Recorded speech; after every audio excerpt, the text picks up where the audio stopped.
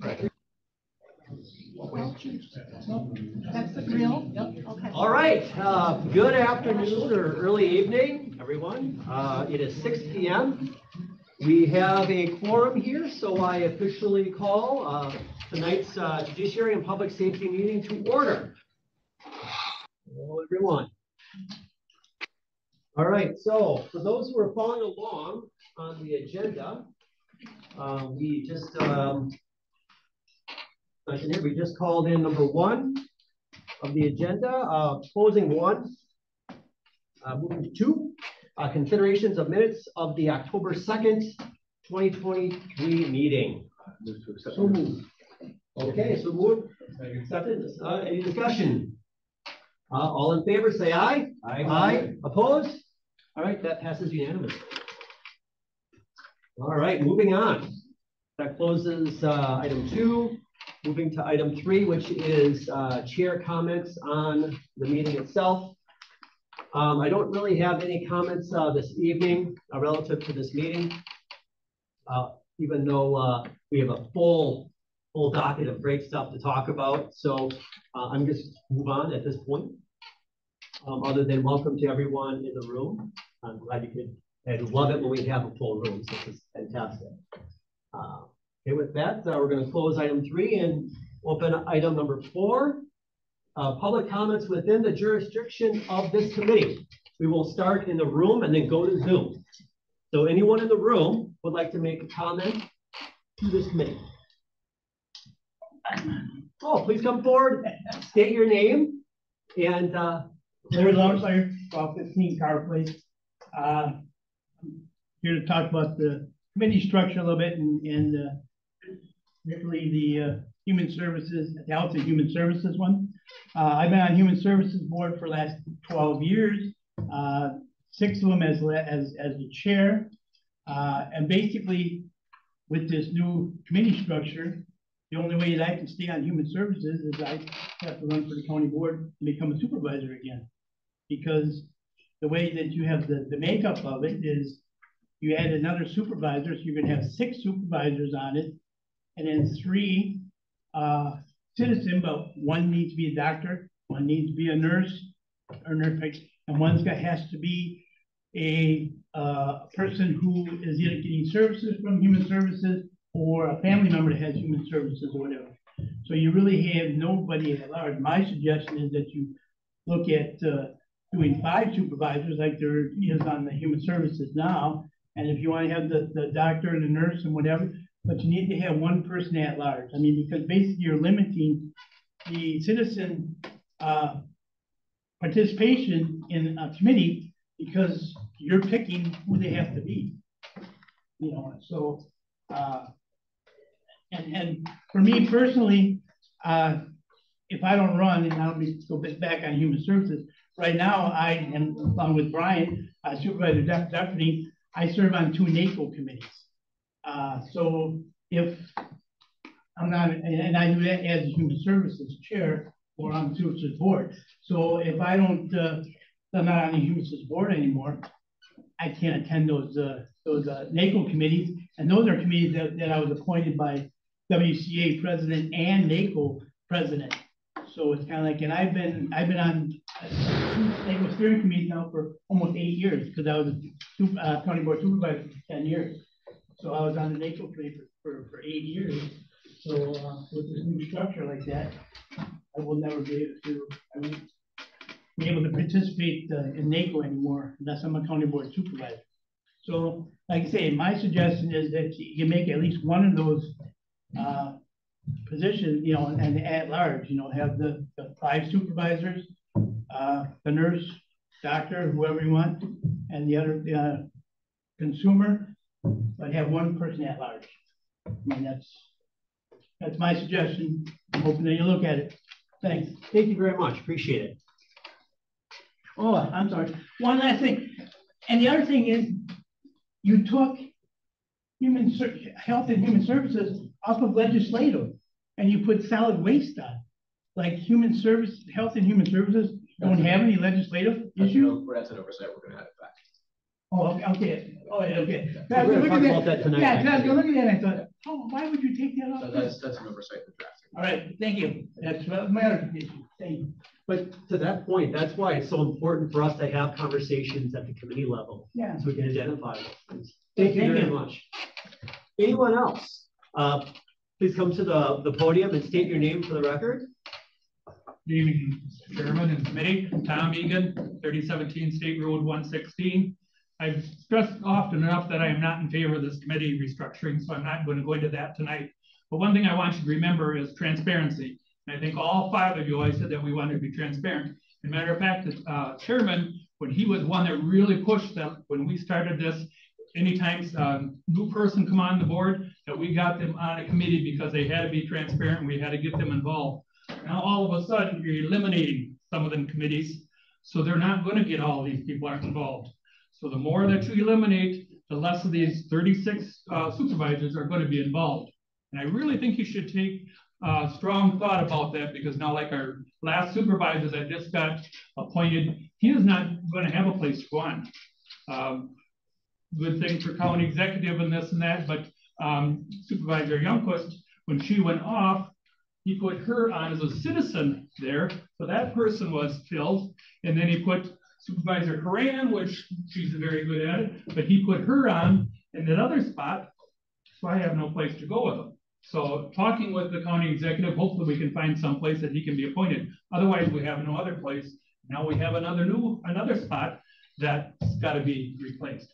There's going to be another, and he's on two places also. So you got to realize, don't just think about now all these other places that we got to have transparent. We were all elected by in the whole area, all 36 of us. They didn't just put us to say, well, okay, I don't have to. Maybe we should have waited and not done the wage study and had it afterwards. Because now, oh, well, you're not on the committee, so what? You'll still get the same amount as the people that are working for it. I mean, I look at all of you and I know myself and most of the people, they'll still come and work on whatever committees they're on. But there's a lot of them that's just going to sit back and say, oh, well. And I don't think that's right, the 36, because that's not why we were elected. So just remember that transparency. And I think Chairman Stafford, you were one that really stressed that very hard when we started. So thank you. Thank you.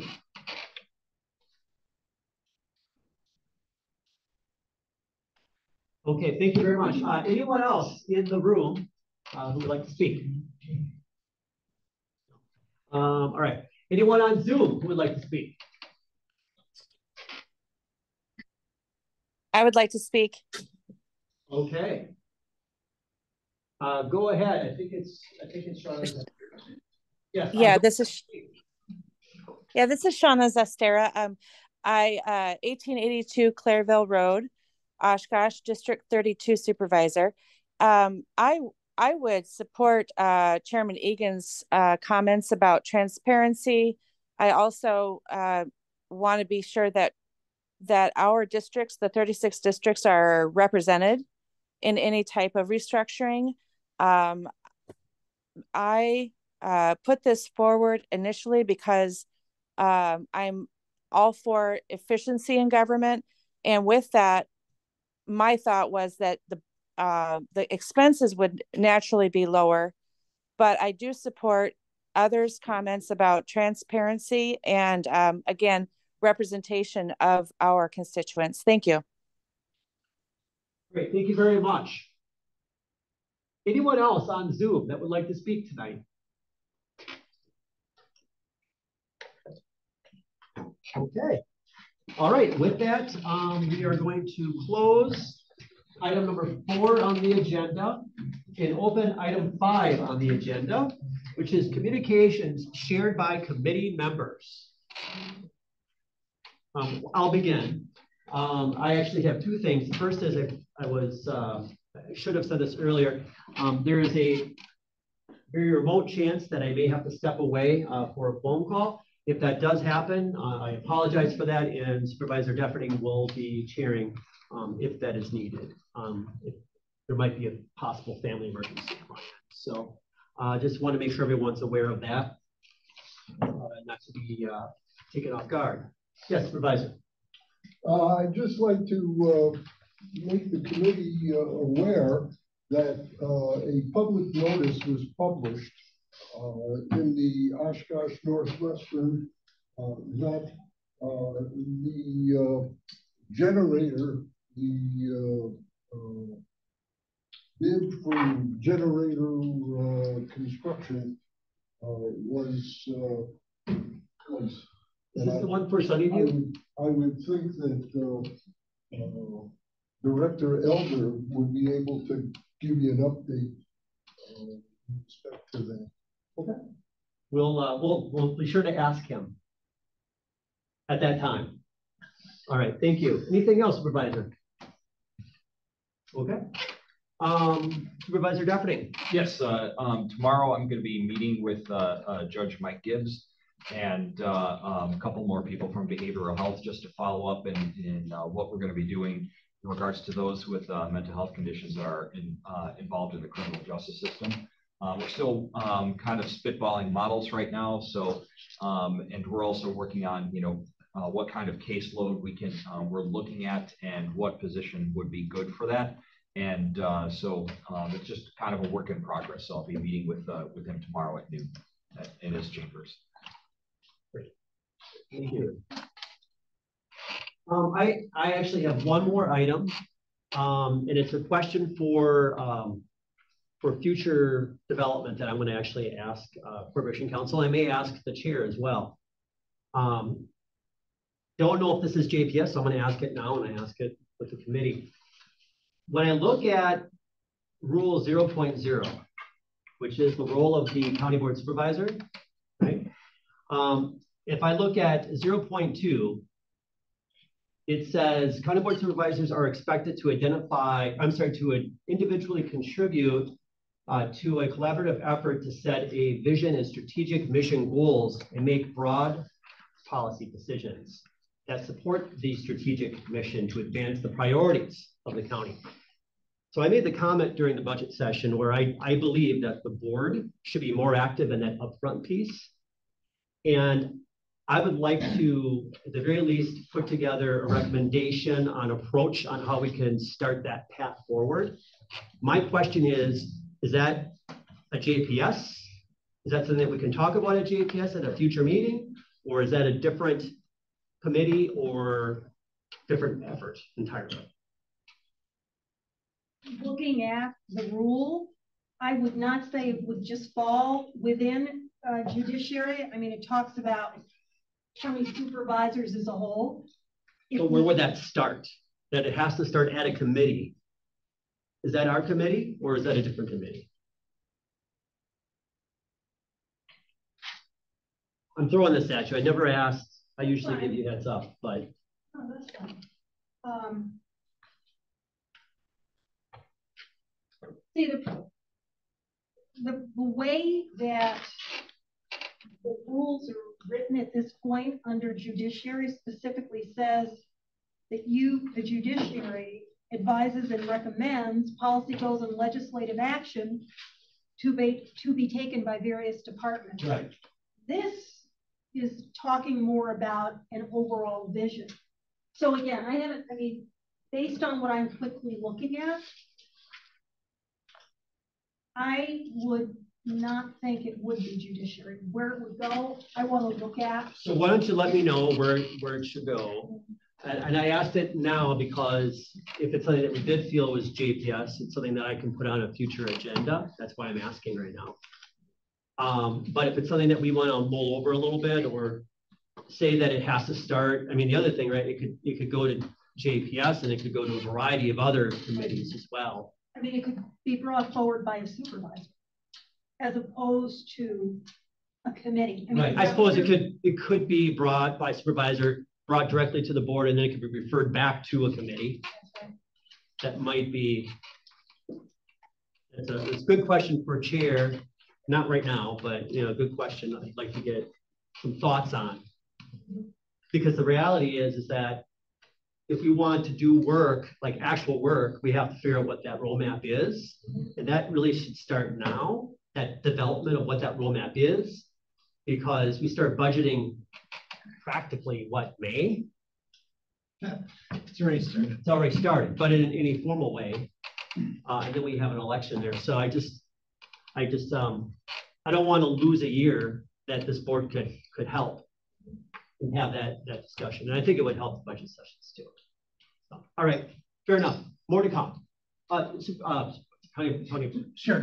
And I don't know what you mean. Just an update on Chris Fabian from Resource X from Priority-Based Budgeting. First of all, he really appreciated coming to the planning board. And he said that he appreciated getting back closer to his roots. But after talks with him after the budget, he is planning on coming in December. So I still have to reach out with Tom to figure out if we want to do that as part of a board meeting or a separate meeting to do some strategic planning with everybody. So I think that'll be a good start, and we can ask him what a good process forward on that would be. I think all right, thank you. All right, any other comments? No? Okay. All right, we're going to close item number 5 and move to item 6, which is an update from District Attorney's Office. District Attorney Eric Slaughter. Please come forward. Thank you. Welcome. All right. Thanks for having me. So a few things to update on as far as cases go. One, it's been a little bit slow for jury trials. We had one since last time I was here. I think that was a drunk driving criminal trial. It was a high blood alcohol level. Vehicle was in a ditch at the point where law enforcement arrived. This was a Fox Crossing case. There were open containers in the vehicle. Unclear exactly when the drinking had occurred, but the only person near the vehicle was very intoxicated. He was a veteran, had some pretty significant mental health issues. So it became kind of an interesting case for the jury. They struggled with it for a while. They came back with a number of questions before eventually coming back and saying they were hung. Sent back to deliberate further and ultimately came back with a guilty verdict. But it was clearly a case that they had struggled with from the questions and the indication that they were hung. We did later find out that it sounded like they were hung with an 11-to-1 type of situation. So it was not an even split or anything like that. But just kind of an interesting way that case had played out. I was able to watch part of that trial with a few officers that were new to the Oshkosh Police Department. I think it was last time I was here, I talked about some new officer trainings where they've been sending to the Sheriff's Office and eventually from Oshkosh Police Department. That was the first group from Oshkosh Police Department that they had sent over to spend essentially the morning with our office as part of their training program. So that's been really nice, I think, for the officers involved. And they had a lot of thoughts on many things from that trial, including some comments on the lawyering from both sides. That was just a very interesting conversation to have, and probably an experience that officers don't often get to have, because when they become involved in a case that goes to trial, they're going to be sequestered to watch the other people testify. So kind of a unique situation there, and good timing that they happened to be there on the day that was happening. I hung out there for a while. So I think we have now had 5 groups of new officers come through. I don't think there are any others scheduled right now, but I had a conversation with a couple other departments about that. I think it's something that will continue, at least for a number of departments. There were some interesting sentencings though. So we had one that was a carjacking conviction. This was an Oshkosh Police Department case. The defendant was known by the clerk at a gas station as a regular customer. The defendant was a customer, the clerk ended up being the victim. At closing time, the clerk had gone out to her vehicle, had some interaction with the person who later was the defendant. He had pulled out something that appeared to be a gun and actually hit the clerk with it, ordered her out of the vehicle, was pointing it at her. She eventually exited the vehicle. There was a bit of a struggle, and she went into the road or across the street, made contact with someone who had a phone because her items were still in the vehicle. The defendant took the vehicle. It was found crashed about an hour and a half south of here, crashed into a tree, so the vehicle was located. The person had been identified though because the court knew him. So he was ultimately arrested. He was sentenced to 8 years confinement, 8 years supervision, so he'll be in prison for quite a while. The other case is also an Oshkosh Police Department case. This was a domestic situation. Victim and defendant had been living together for some period of time, had been in a romantic relationship that they indicated had ended, but they were still living together to finish their lease. So living together, but no longer romantically involved. The victim, who was a male, was sleeping, woke up to the defendant, who was a female, stabbing him with the scissors. There were a total of 19 stab wounds. He lost a lot of blood, and there was real concern about what was going to happen to him.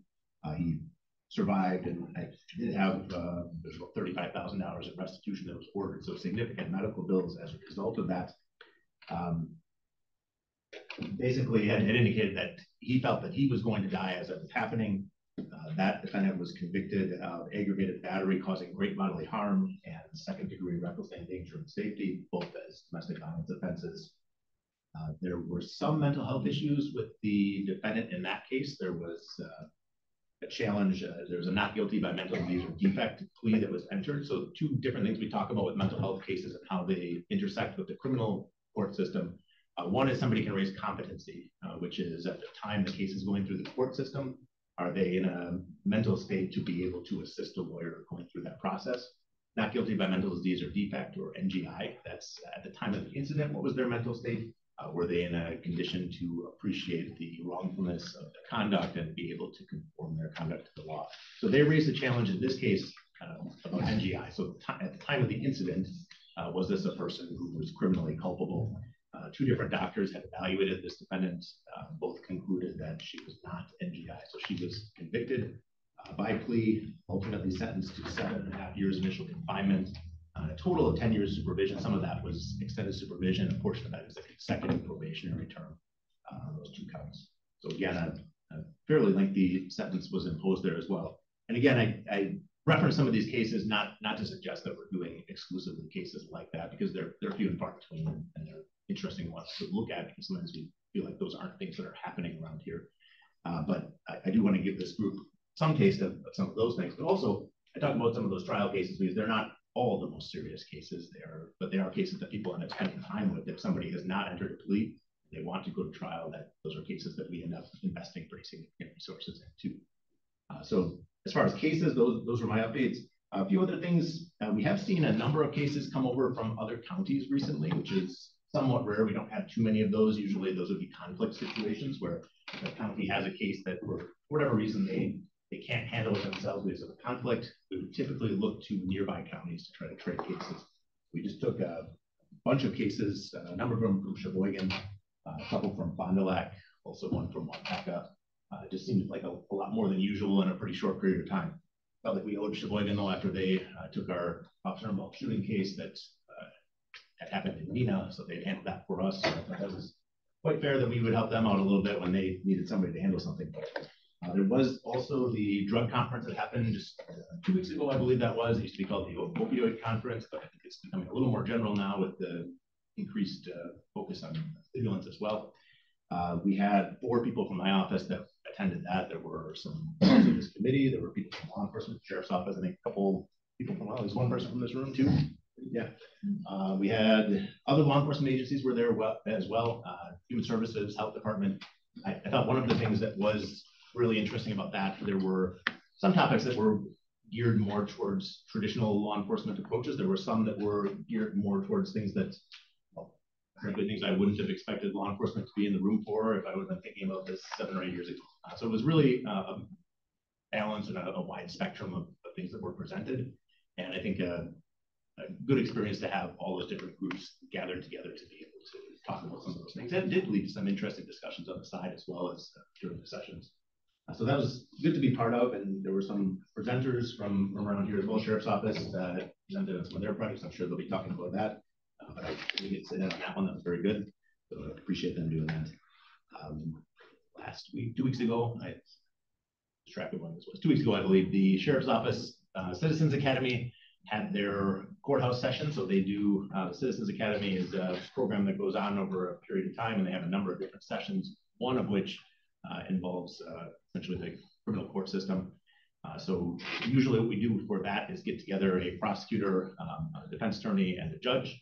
So we had, I was there, we had somebody from the public defender's office and Judge Caberline, and we gave them a presentation, and that's always a good experience for the people that are participating in Citizens Academy. And that is a group that always has lots of questions. So I appreciate doing that. They're very interested in what they're doing, and they're there for reasons that make sense. So I enjoyed that.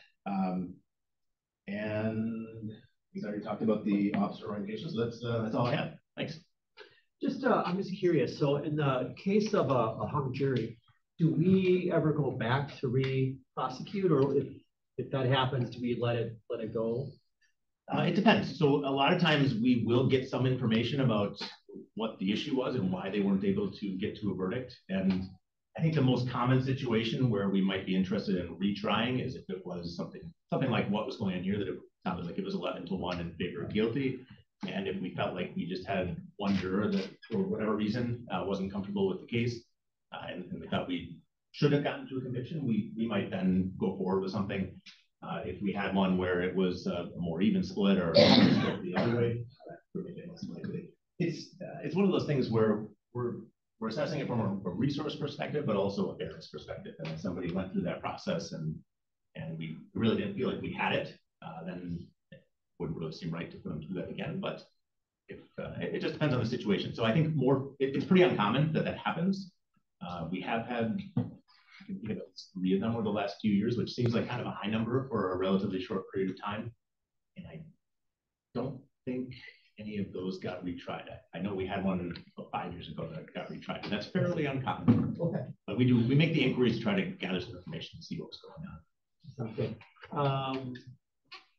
We'll do Supervisor Fulman, then Supervisor. Okay. So there have been 3 pretty nasty car crashes and really rapid discussion around the Otmo area. Has your office, taken up any of those cases yet? Can you speak to any of, kind of what's going on? Is there a trend? Is this a DOT issue? Is this one for the Sheriff's Department? That's just something that caught my eye over the past few days, and I just had a couple questions about it, and I figured I'd start with you. So yeah, I think it caught everyone's attention.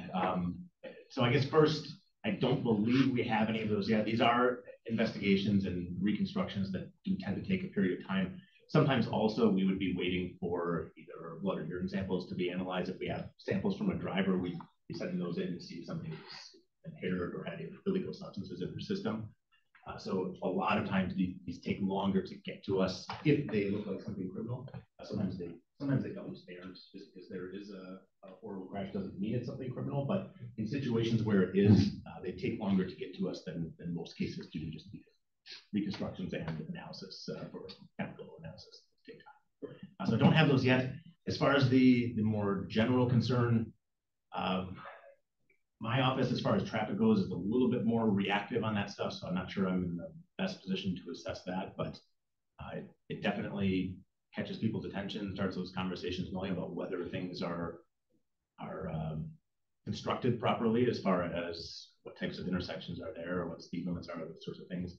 Kind of goes beyond my area of expertise, sure. But it's definitely something where if we have a situation where there are violations that we're looking at, we'll be talking about those things with law enforcement, trying to figure out whether those are cases that are worth pursuing. But sometimes they're not. Sometimes, I guess I won't get into what causes those problems, but it depends. Thank you. Sure. Supervisor. Just a naive question.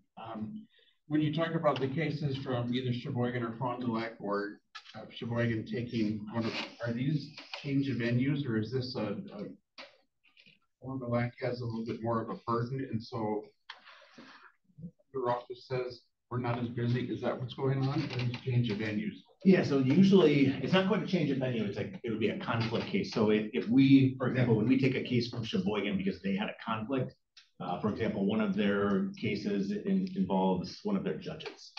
So the DA's office in Sheboygan wasn't comfortable handling that, so they sent it over to us. I guess that is one of the inquiries: is does somebody have the resources to handle it? Because sometimes when we're trying to send a case somewhere else, we contact a lot of different DA's offices, and the answer from many of them is we just don't have the resources to do it.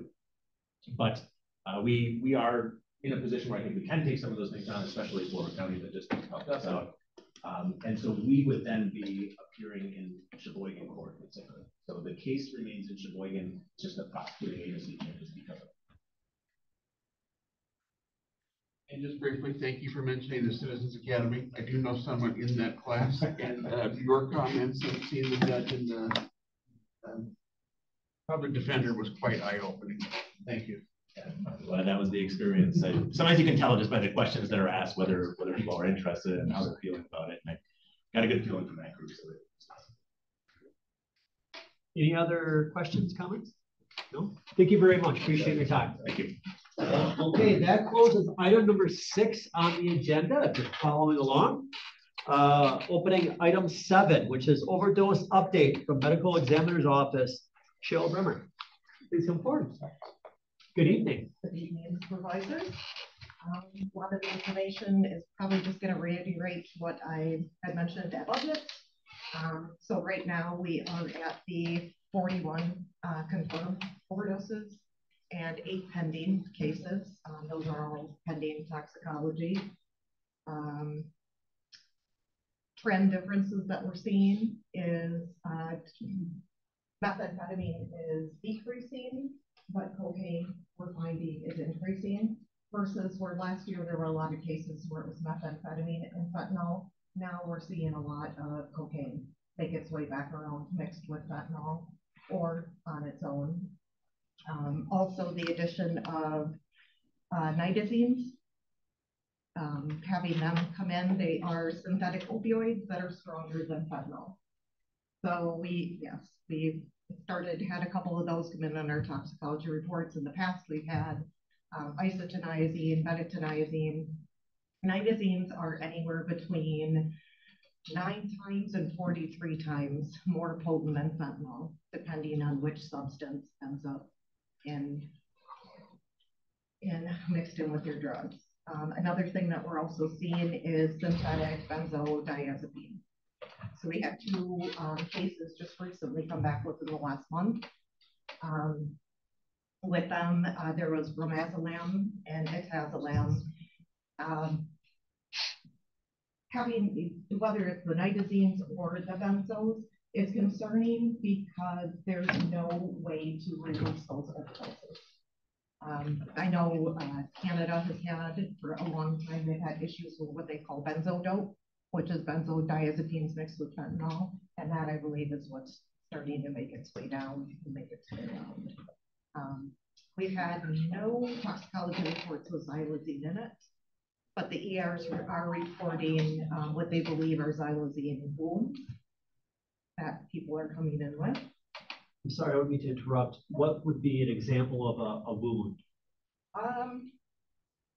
Like an ulcer, an ulcerated wound, an abscess. That then I know with the xylazine wounds, they say they're much harder and take much longer to heal. So when somebody does have something like that, they want to keep them in with the wound clinic. I've seen documentations, I've seen photos, I've seen things like that, and it's how do those wounds appear? Like, is it from like administering the drug, or is it? Yes, yes, okay. And it doesn't matter if you're inhaling, you're injecting, you're ingesting. Just because if you're using it, not knowing obviously, but if you're using it IV drug use, say you are injecting in your left antecubital, that's not necessarily where the ulcers are going to be. They could be internal. They could start on your legs. They could start on arms. It's just a matter of having that substance in your body. It's not meant for human consumption.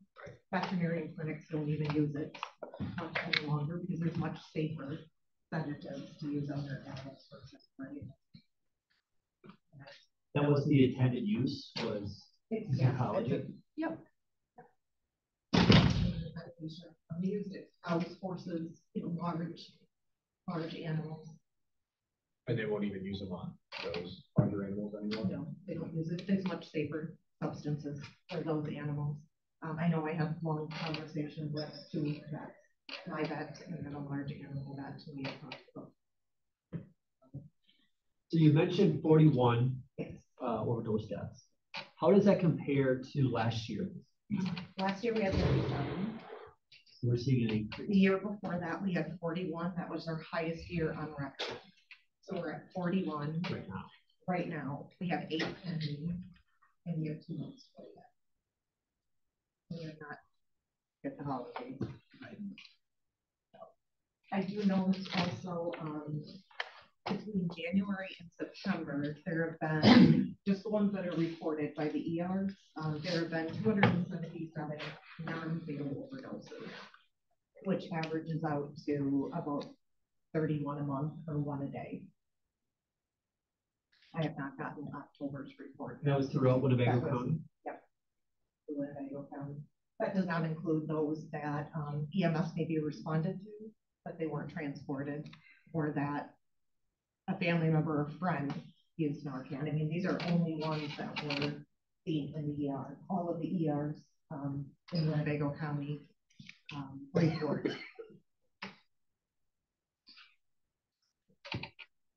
Supervisor Hanson. Thank you. I know this is probably difficult to even guess, but on the synthetic opioids that are more potent than fentanyl, is that mostly pill powder form? Combination of, hard to say really. Yeah, could be anything. Could be inhaled.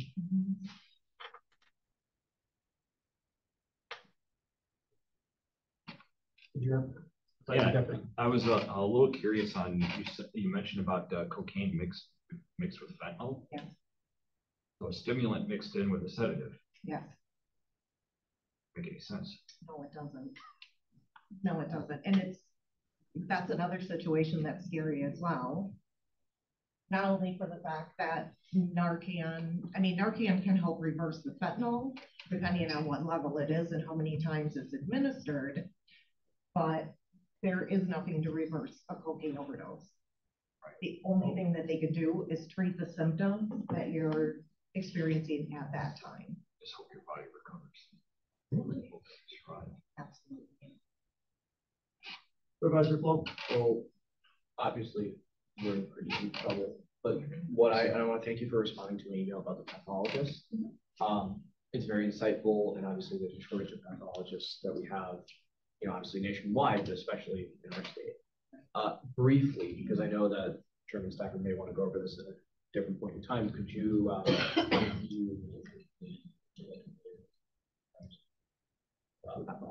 About the pathologist? Yes.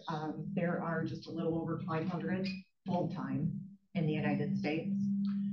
They're projecting that what our needs actually are is over 1,000.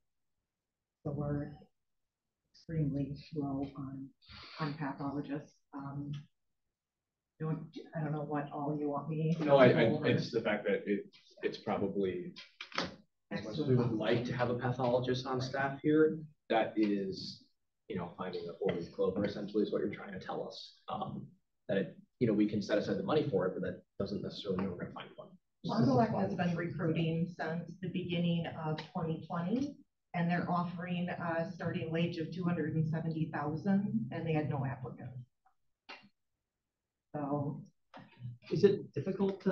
Because I actually don't know. Is it difficult to become a pathologist? Is that why you don't see a lot of them? yeah, you're looking at 10 to. I assume so, but I'm not. 10 to 12 years of schooling. And then when all is done and said, you could actually go to a hospital and be, a pathologist within the hospital, or research laboratories where you're dealing with tissues and whatnot, and make much more than you would. So at my age, probably not a second career that I had. All right. Is that all you had? Yes. Okay. One question, and I know you may not have this information, but do you know how many suicides we've had so far this year? Yes, we're at 22. 22. Yep. Last year we had a total of 23. For the entire year. For the entire year. So yet again, we're going to be over. Can I ask a follow-up, Mr. Chairman? Yes, Supervisor Hanson. On the suicide, what is that in proportion to overdose? Are those then classified as an intentional overdose, or yes? How does that work? Yes, and yes. If they committed suicide via substance or overdose, then it is considered in with the overdose numbers.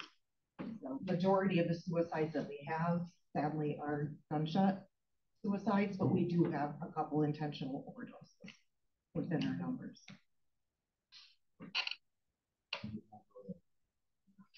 Okay, I'm sorry, did you have anything else? The only other thing that I was going to add was I went today and spoke with 2 different groups of at-risk youth. The participation was really good. This is the second year that I've done this. The one thing that I did find shocking myself was that with all of these kids, the average of when they started using any type of substance was 7 years old. The 4th and 5th grade. That I just found shocking. But that's today's youth. And yeah, wow. Okay, any other questions for? Okay, one thing. So I was planning to have on the agenda in the next few months a discussion around a pathologist, but from what I'm hearing is that may not be a fruitful conversation at this point. right, Okay. right. I mean, just the building alone to be able to take on referral cases, so you have that revenue. What I was looking at, all of the facilities be somewhere between 12 and 25 million. Brown County, it was 12, little over 12 million to do Brown County. Yeah. Okay. All right. Thank you very much. It's a lot more than just hiring a physical pathologist. It is You need capital equipment. Yes, you need proper infrastructure. Yes. I mean, you need a forensic pathologist is what you need, and there's a difference there. Yeah, I mean, radiology equipment, somebody was able to read that radiology, somebody's gonna have to do x-rays on those that require full body x-rays, and there's a lot more involved. Okay. All right. Thank you very much. Appreciate it. I'll hang out here for the next one then if you like. Yes, let me just, let's do it formal. Okay. Okay, we're going to close item number 7 on the agenda and open item number 8, consideration vote ordinance. Amend Winnebago County General Code section 5.04 sub 2 sub A pertaining to cremation permit fees. Medical Examiner's Office, Cheryl Bremer. Floor is yours. Well, hello. Welcome.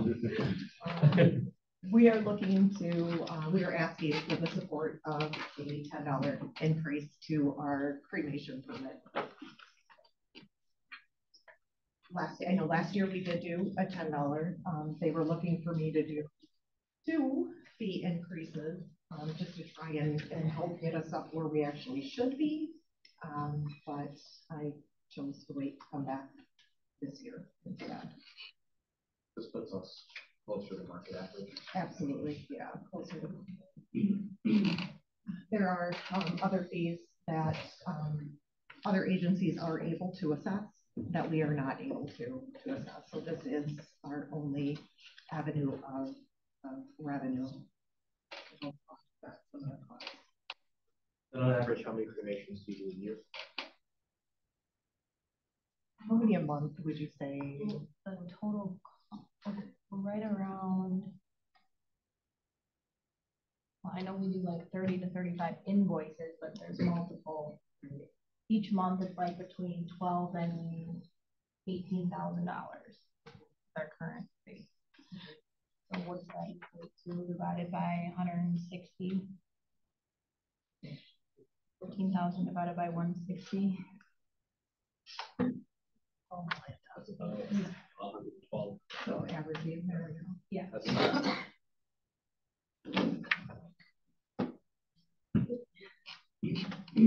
Supervisor Jeffrey. Mr. Chair, I have a question. I don't want this to get too off topic here, but I've heard of this process called aqua cremation, and but the thing of it is, though, is I found out that apparently it's illegal in the state of Wisconsin. Do you know anything about that? Can you speak on that? I know nothing about it. Okay. Nothing at all. I think I believe I've heard that term, and there's another one too that was some sort of a chemical type one, but no. Okay. Yeah, that this is just from somebody I know that is a funeral director that isn't spoke to me about this process, but it really, I think all it is, the questionable thing about it is that where to put the water, essentially, just to make sure that you're disposing it safely, as long as there's a safe way to dispose it. So I just wasn't sure if you've heard of the process, and wanted to know if you could provide some education on that. I just heard, like I said, heard some of the terms. Right. But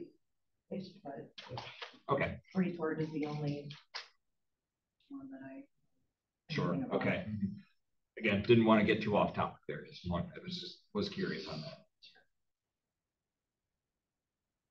Well, I will so move to amend Winnebago County General Code Section 5.42A pertaining to the cremation permit fees. We have a second. Any discussion? Okay. All in favor, say aye. Aye. Opposed? That passes unanimously. Thank you. Okay, that closes item number 8 on the agenda. We're going to open up item number 9, which is an update on building projects, including but not limited to 9080 housing, boathouse, and morgue, and possibly the Sunnyview generator. Sure. Mike Elder, Facilities and Property Management Director and/or County Executive Dale. Welcome. Thank you. I can start with the generator right away. We did get the bids on that. And we had 4 or 5 bidders, and the low bidder is significantly low. So we're in the process of, he's about a third lower than the rest of the people. The rest of the people are all within 3% of each other. So that poses some questions on the validity of their bid or how thorough the bid is. So we are going in through the vetting process. It's also a contractor that I've not heard of nor worked with before. Is it a local one? No. Okay. So that's kind of slowing it down a little bit, trying to find out whether he's got everything covered, and not that we get into the project and find out that he wants to have a bunch of change orders. That was things he should have covered but didn't. So that should be going. Hopefully we can get that sorted out in the next week or so and get that going. But for that whole project of creating the emergency response site there, we've gotten information, or IT has started getting their fiber out there and getting that all set up for that. So the project's moving right along with that. I'll go to the next one, the boathouse. The boathouse is, County Executive has told you, in July, we started the project up again after we had told the contractor that their costs were exceeding what we had budgeted. They came back and said that they would do it for what they bid. Then in July or June-ish, they started doing their work. And when they got done in July, we looked at it and it wasn't according to the way the drawings were. We spent July and August arguing with them. And it's basically going to be the way it is unless we want to take them to court. And that would just be an expense and a delay for the project. It's more of an annoyance for us, but it did cause their subcontractor who's doing the metal building to have to redesign his attachment points to the structure. So the plan with that is their subcontractor is telling us that he should have it done by the end of November. So we will try and hold him to that. So we're going to stop you there just so we can go through each project individually. Oh, sure. Just a quick question, and this is a general question. So when we issue the RFP, I assume it's in some sort of like request for proposal that we publish, right? For professional services, it would be a proposal. Okay. For actual construction work, it's a bid. The bid, okay. Do we require a timeline to be submitted? Once we get it awarded and we get everything sorted out, we get a timeline from them. Okay, and do we have any terms in there of any sort of penalty if they exceed a certain amount of time, assuming that there are no change orders? Some people do that. It becomes difficult in doing that. Usually if you have a penalty, there is no contractor that will do the job and lose money, so they will inflate their bids for anything that they may assume to be a penalty. Okay. So like if you say $1,000 a day for the days that they're late, they will take a look at how many days they might have problems with. But then what they'll also do is anytime that there is anything that would affect their timeline, they will submit a delay and disruption that will then basically come back to you and say, Well, this is a delay that is beyond our control. The schedule is going to be stretched out for 3 days. And it may end up costing you this much more because now it's 3 more days of our mobilization. So it's not a panacea of just saying, oh, we're going to hold this person accountable and charge them $1,000 a day. But in your second example, the benefit might be, and I'm not suggesting anything. I'm just saying this, the benefit might be that then there's a communication of what's happening with the project that can be articulated throughout, you know, departments and committees. Usually I keep the facilities committee apprised of what's going on with the projects. Okay, we'll say committees of jurisdiction then. Okay, and for my projects, it's the facilities committee is my committee of jurisdiction. No, yes, I understand, completely understand. What I'm saying is like committees like our committee, for example, right, may not get that level of communication. I understand like yours does. Okay. That's great. So that was just a comment more than. Sure. All right. Any questions?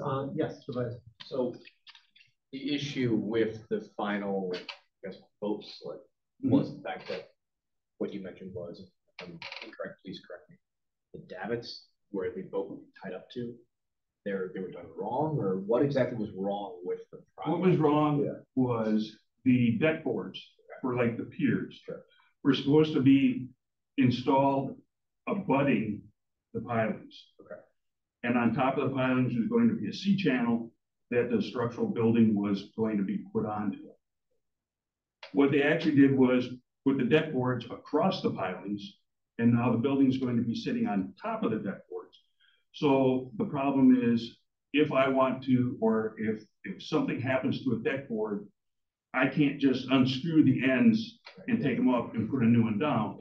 I'm going to end up having to cut out 3 of them to replace one, put cribbing underneath, and then put it back in there. So there's a reason we had it signed up. Oh yes, there is definitely a reason for it. And it was something that the contractor chose not to follow what the drawing showed. That's a good question. All right. Any other questions on that project? No. Okay. Thank you. Okay. 980 housing. We are waiting on the trusses before we put the walls up and get the slab poured.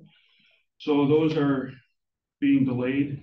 We are still expecting the project to be done by the end of the year. And then it'll be occupiable.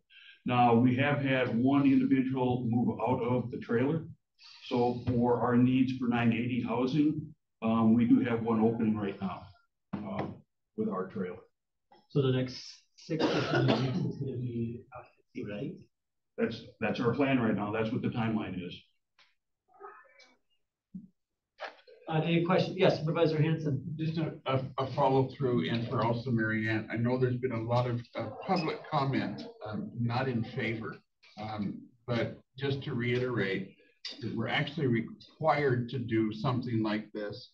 Otherwise, we end up paying the person. So I understand the community's concern about what we're doing, but also understand we would end up paying money to these individuals if we didn't do this, as well as we're required to do this by state statute. Correct. We're required to find them a residence. And the problem that we were having was the only place that we could find that met the parameters of the clearances between the different residences is someplace out in the rural area.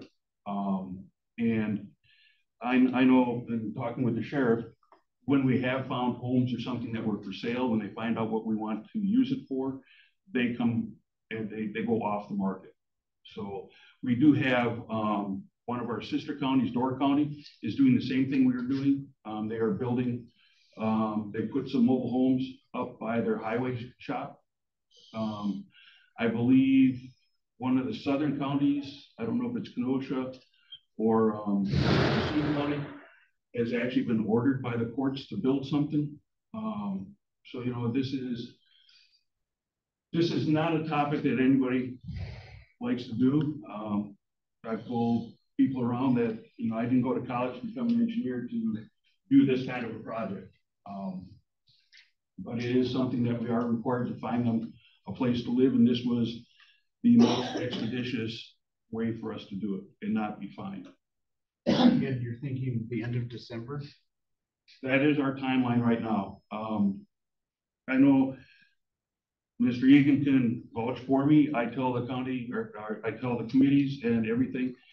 The supply chain has gotten better since COVID has gone into the past, but we are still having problems with the geopolitical situations where a lot of things that we need are built or made outside the country, made from components from some countries that are not exactly on best terms with us. So it's hard to get things. We've just had a project today that we thought was all done, and we went to test it and found out that one of the components that we had shipped to us was shipped without a part. And so, you know, a lot of manufacturers, a lot of suppliers are trying to get things out the door as fast as they can. Quality has gone down. They're not checking it. So when we get it, it slows us down by not having everything there. Supervisor Deputy. Yeah, I just want to say that from my experience with the WCA Judicial and Public Safety Committee, because this was a topic at not at the last meeting, but the meeting prior to that, is that our county is actually miles ahead of pretty much any other county in regards to this particular situation. Because I know for a fact that there's other counties, they cannot find any location at all. And they have now are actually thinking about providing some sort of resolution, pushing it back onto the state because they don't know where else to go. So we're kind of like, you know, I think a lot of counties are looking at what we're doing, and as an example, because they understand that their hands are tied too. So we're I think that we're actually miles ahead of what other counties are doing right now. I do have a question again, just to cement it in my head. How many homes in total are we looking at? We're going to build 3, and we still will keep the trailers. So that will give us a total of 5 spaces. 5 spaces, okay. And that's okay if you don't have this number in front of you, but just overall, what are we looking at the total cost of this? I think the total cost is about $780,000. Okay. I don't have the exact dollar amount, but that's about what it's going to be. So it's under the original amount that I think was about $1 million? It was $1,064,000. Yeah, okay. $1 million, $1,064,000. Yeah. Okay. Not 1.64. And that was with that 1.64. That was still with the 3 homes in mind, or did we have like more? 1.064. 1.064. I'm sorry. There was more. Yeah, there was more. There was more wanted to do when the bids came high. What we did is we decided to do the 3 that we could to lay the infrastructure that if we needed to in the future to go for more funding, that we would have the infrastructure in place to build the additional units. Okay. I don't think any of us were comfortable going to the board asking for more money on this project. Okay. Any other questions on that project? Okay, please continue. And I think the last project they had listed was the evidence garage in the north. Yes. That is out for bid, and we should be getting the bids November 16th. So once we get the bids, we'll see where we sit with the funding that was approved for it. And then if we are within budget, we will go ahead and award the contracts. Once we vet the contractors, make sure that they have everything all taken care of, and then we'll start breaking ground as soon as we can. Do we have a read on if we are going to be over budget? Not yet. We've done our opinions of probable costs. I think we've got it, but everybody's having the same problems that we have. Their cost of labor is going up. Inflation is hitting them. So it's kind of a hard thing to tell you right now until we actually get the bids. Work is slowing down, so there are probably some contractors that are looking to keep their people busy, and the bids may become more favorable. So November 17th, a bit of a play. So does that, I'm sorry. Oh, no, you're fine. Go ahead. So does that mean that we can have another update in January, maybe? Oh, sure. I don't want to push for, 2 months in a row with this group, but I think that we all would love to know what that timeline looks like. Sure. Sorry, Supervisor Defferny. Yeah, so I just, and I asked this before and I'll ask it again. I just want like a timeline of things starting in January of this year to where we are today. Because I just want to kind of unpack and get a little idea of, what happened, what caused the delay. And obviously I'm not trying to point fingers at anyone. I'm not trying to put any blame on anyone. I'm just trying to understand what happened. That's all I'm trying to understand. So starting in January of this year, just give me a timeline of what happened, with this. Because as far as I understand, we were supposed to be breaking ground this year. We were hoping to be breaking ground this year, but one of the problems that we have with all of our projects is that when the scope changes, it changes the whole schedule. And we had this project started way back when it was going to be a storage garage for about 25 cars, and an outside garage for about 25, or outside storage area for about 25 vehicles. We ended up adding the morgue in April, which then increased the scope, which then increased the cost of money that we had to have. So we ended up having to go back through the whole process of getting funding for the morgue in the project. And that, let's see, let me just look real quick here. So in April is when the morgue was approved. We didn't get additional funding approved until June. And now that's a whole new project. So we have to go through with looking at, we had an architect and engineers that signed up to just design a storage building and a parking lot. Now we've added on a whole lot more work to them. They have to go out and find people to do the plumbing, the firework, the HVAC. They have to come back to us with a price. And then one of the questions that I had was whether we could just do a change order with the architect that we had, or do we have to go back out for an RFP because the scope of the project has changed so drastically. And we were lucky we have a clause in our county policy ordinance that says you do competitive pricing for the start of the project. And once you do that, you can expand it. So we did that. So we could keep with the same architect and not lose what we had done already. So in August, we started designing the morgue. We had it placed out in the back, not in the way of where we had future expansion plan for the jail. Once we added the scope to that, it didn't really fit in that location anymore. So we ended up spending some time trying to see if we could salvage what we had done to date in the location that it was. When we found that we were going to run into, the stormwater infrastructure that we had, buried utilities, we moved the building forward to adjacent to the Huber parking lot. So now we're in a new location. We have to get a new survey. We have to do all the site work for it, and we have to redesign the building. So we were about ready to go in April. And in April, the scope changed again to where now we were asked that the facility be able to accommodate a 53-foot semi and the tow vehicle to move it into the storage area. There's no way that we could fit a 53-foot trailer through the front of this building. And that means that now we had to find a new access to the parking lot. Plus we added, the parking lot doubled in size. We started talking to the state to see if we could put a separate driveway off of Jackson Street. We tried to negotiate with them.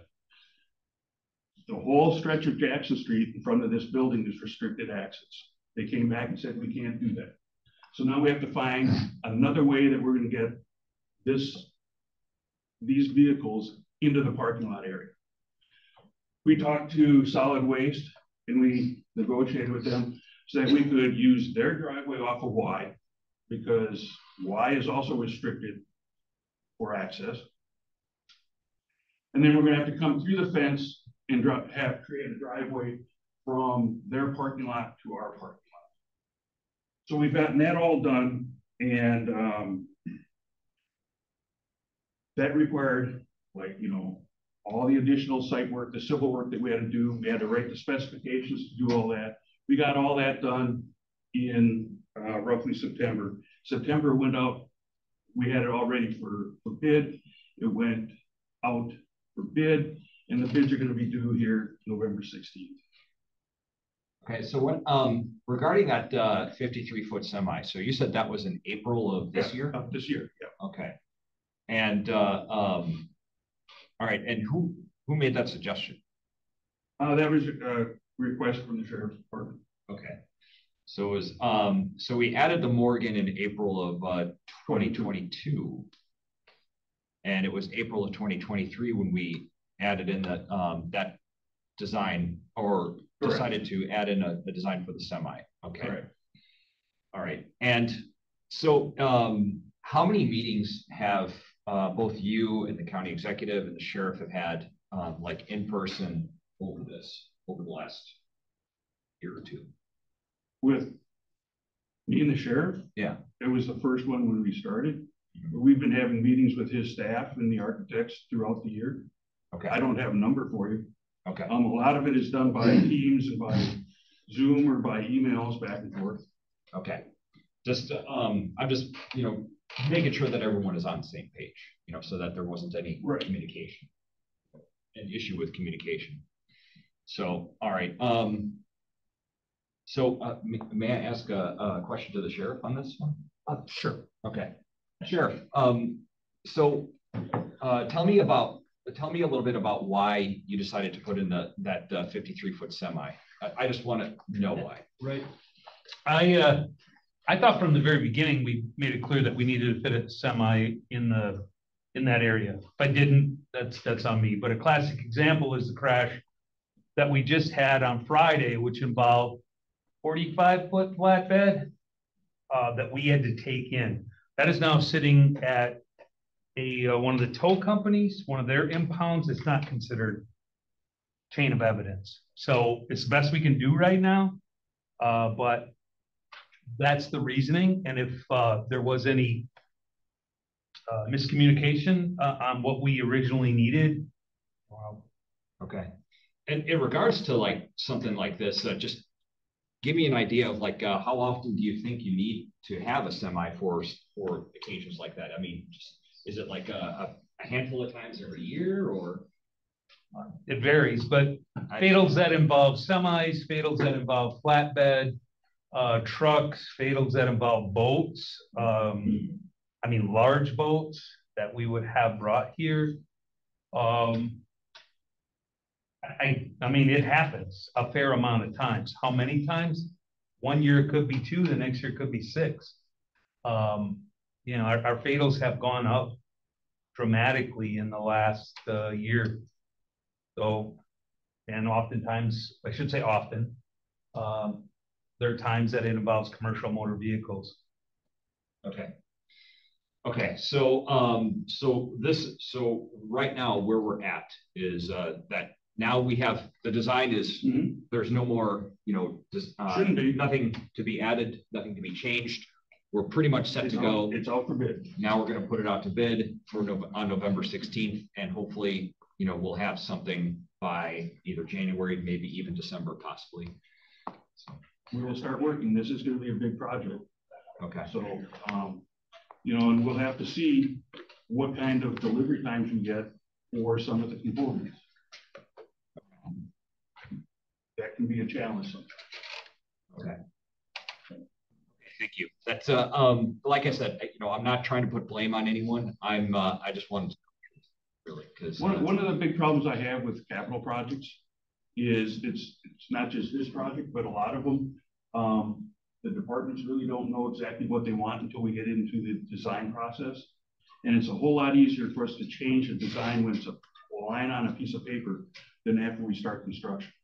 So we want to make sure that we have it right before we go out for bid, and cause additional costs or delays in the project. Well, that's the other thing I'm concerned about too, is that as we know, because of inflation, every time it gets delayed, it's just going to add more to the taxpayer.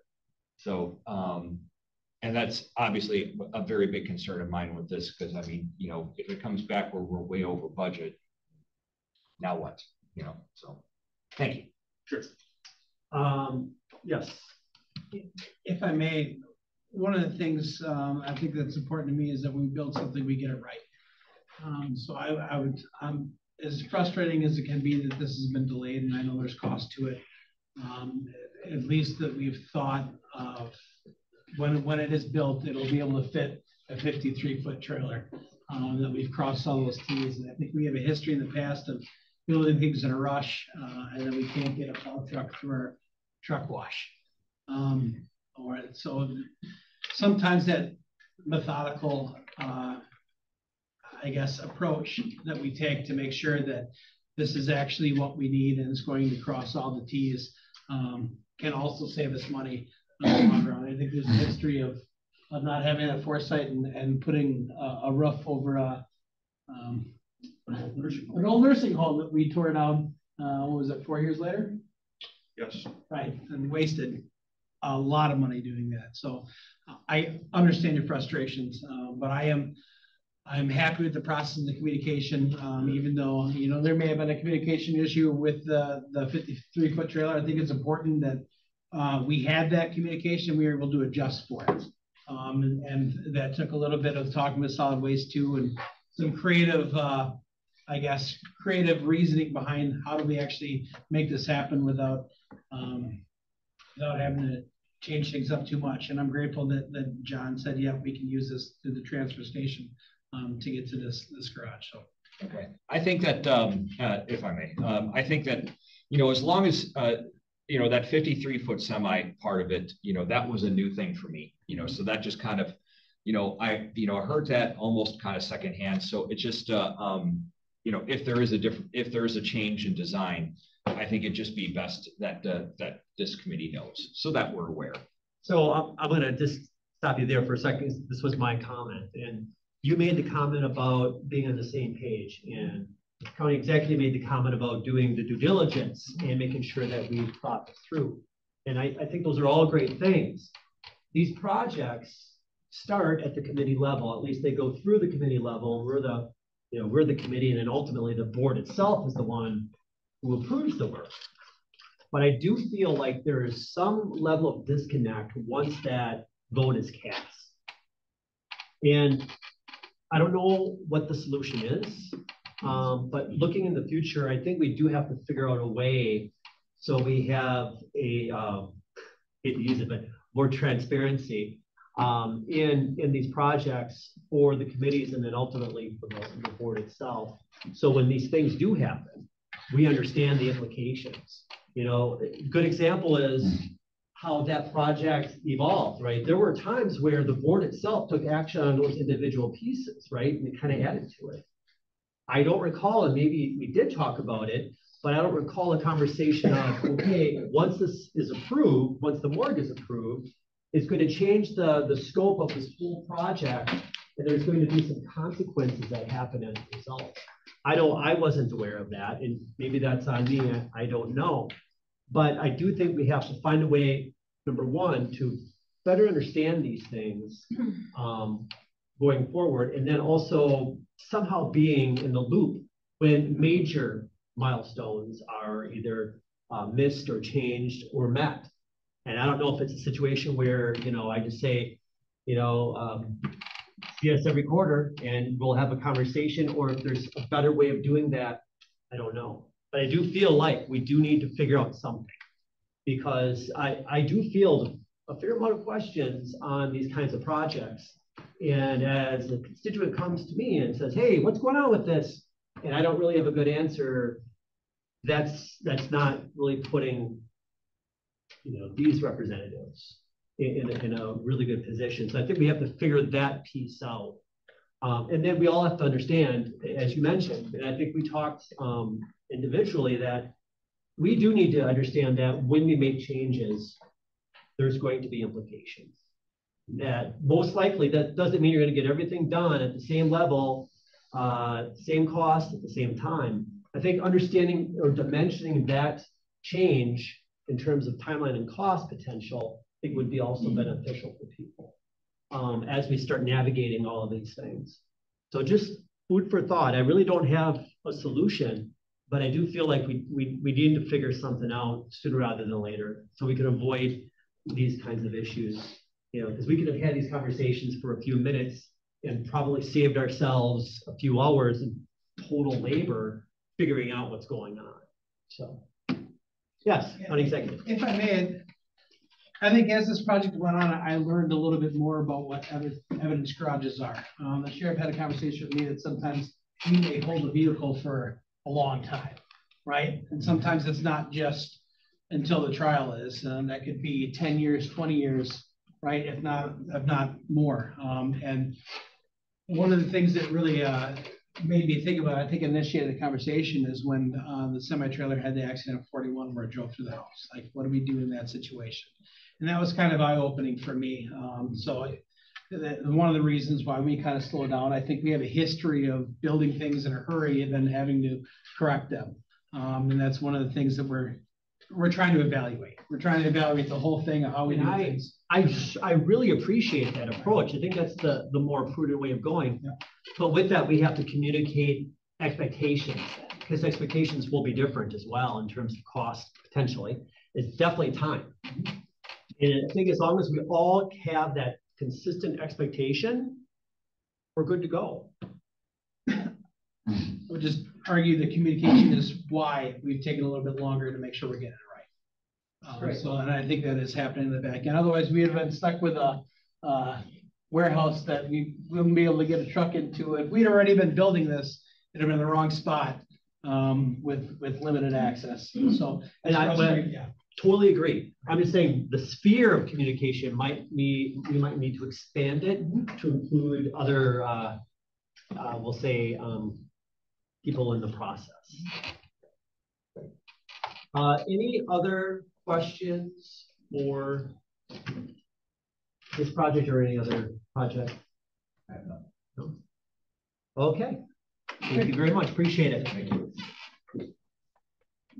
Okay, that closes item number 9. Opening item number 10.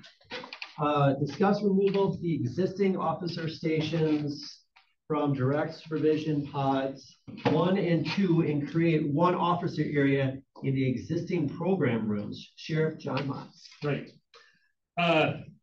So this will make more sense when we get to item 11, which is the STAR program, because this is all one and the same, sort of.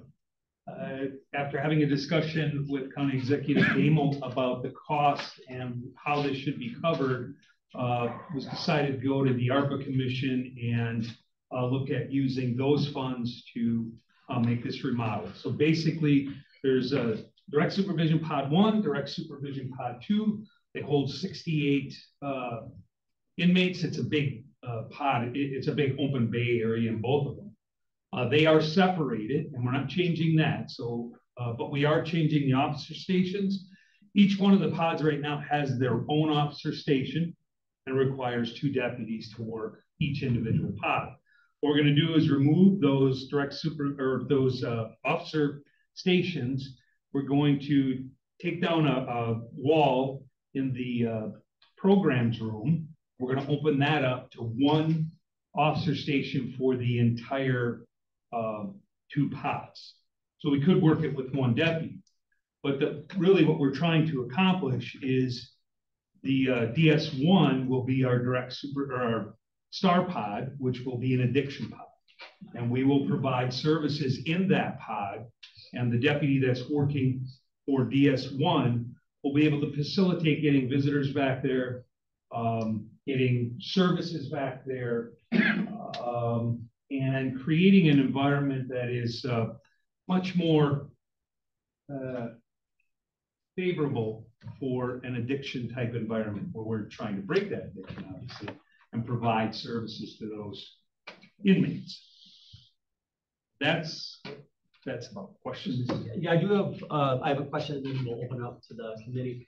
So by having one area that serves 2 pods, does that reduce the reaction time if there's an issue in one pod versus the other? Not really. I mean, if we have 2 incidents or 1 incident in each of the pods at the same time, which could happen, we're still going to have 2 deputies there almost always. Okay. So not really. This is more about creating that environment that is conducive to addiction recovery and providing services. Now, there will be times when there's only 1 deputy in that officer area. I mean, it still takes time for our security people to respond to an event. Those are our lowest security people, classified people in the jail. They're all minimum security. So they have been deemed to be less dangerous. So typically they don't have a lot of problems because they go from that into a max cell area, and it's not nearly as nice, for lack of a better way to say it. Right. Supervisor Hanson, and then we'll go to you. My question is actually quite similar to yours. I'm not objecting to the change. My concern is going from possibly 4 down to 1 for any kind of incidental reaction time. That's concerning to me. Could you, and you've sort of addressed it, that's my hesitation, is the vulnerability that might happen. Again, we're dealing with the minimum classification. We typically do not have problems in those pods because it's addressed quickly. People are moved out, they don't want to move. There's restrictions that go far beyond what they had before. We won't go from 4 to 1. It would go from, there'll still be most often 2 deputies. They'll just be in one specific area. They'll also be behind glass, where before they weren't. So if we do have another COVID situation, I understand there's been a lot of outbreaks lately. We can protect them, the deputies and the inmates, because typically in those types of pods, that's a fairly constant group of inmates in each of those pods. So when we bring the deputy in, we're more likely to bring in COVID than what we would just having it in the jail, in a sense, because those are fairly the same inmates. There's a longer period of time that they're there. Right.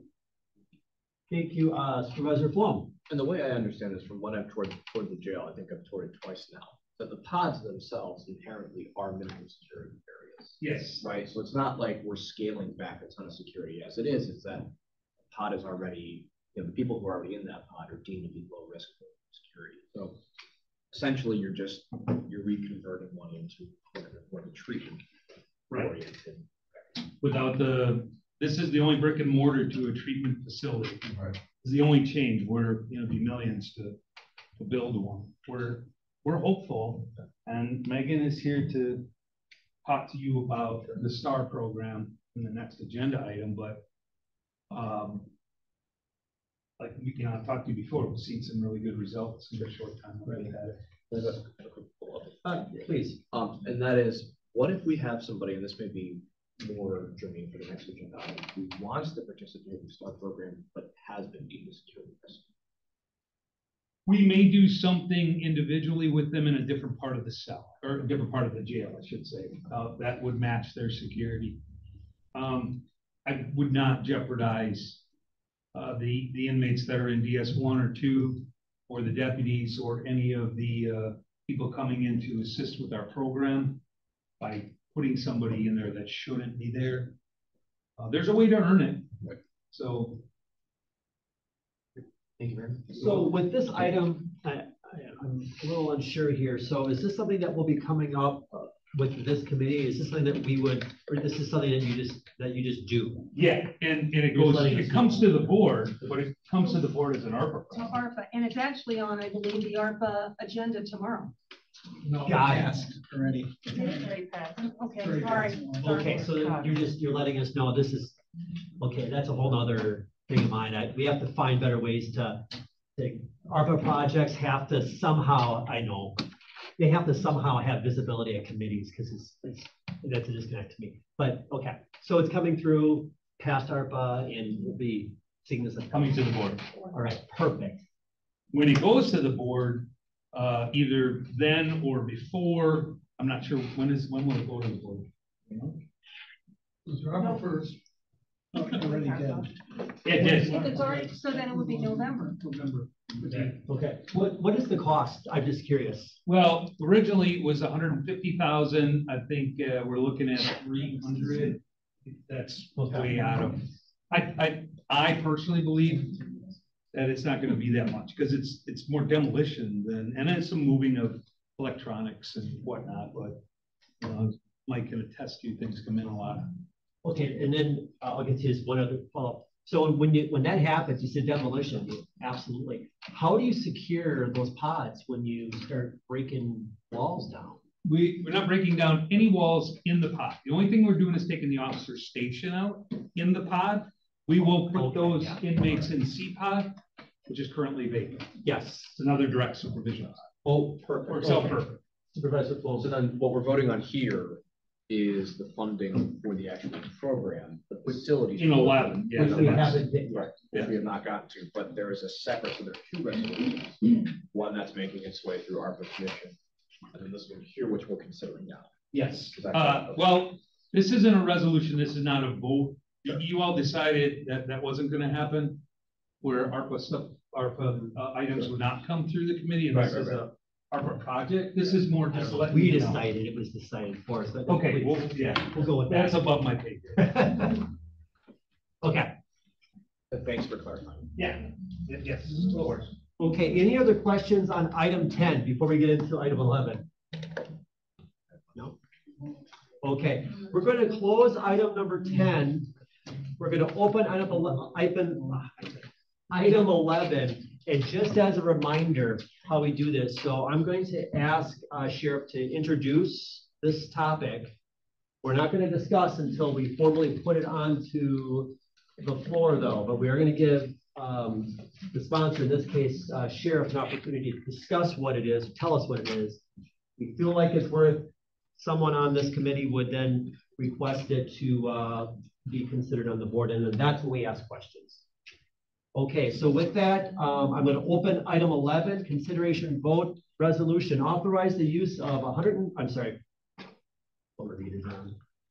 authorize the use of $52,500 from the National Opioid Abatement Settlement Fund for the Sheriff's Office program, contracting with Solutions Recovery, Inc. for an on-site liaison for the Sobriety Treatment Assisted Recovery STAR program. Sheriff John Motz. So the $52,500, this started actually this year already.